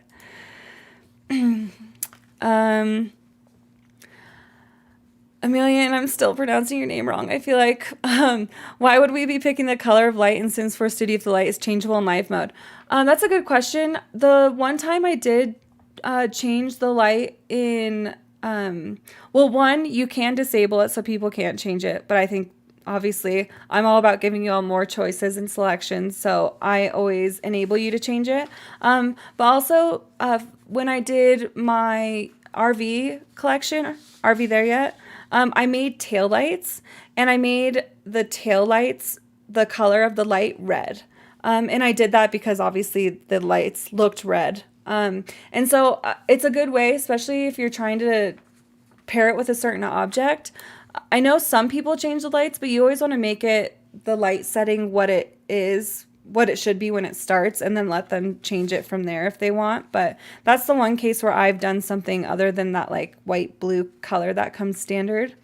And then you can also disable it with tuning, but like I said, I always let them use that. Or I always leave that enabled so they can do whatever they want with the color. Whew, my voice is going out. Okay, let me check and make sure I've answered all these other questions. Yep. Okay, someone asked about how to rotate slots. So I think I'm going to wait and hold off on rotating slots for different for another tutorial, just because there's so much with slots I want to cover. I'm like the self-proclaimed slot queen because I love slots. I love custom slots. And there's a lot to do with slots, a lot of rotating slots, custom slots. There's a ton of settings. You can make your own slots. So there's a lot I want to go into there and not go through it quickly since we're here at the end of the time. So I will definitely do another tutorial on slots specifically. Oh, and it looks like we also have limited color option, in-game color options. So by choosing the lighting in-game, it gives you more options, which, yeah, actually that's totally true. Because I think we have, what, like 12 in-game? It's a really good point. And so here you have like the full color wheel of choices. So that's a good point. Okay. Woo! I think that was my longest stream yet. I hope this was helpful and not confusing. If you guys have any more questions or you're making something and running into problems, I can guarantee you I probably have run into it before. I feel like I've run into every problem ever on here. I'm more than happy to help. I also have a ton of wonderful creators and in the creating help section as well. So you can get to my Discord link. It's in my description in the video, also on my website.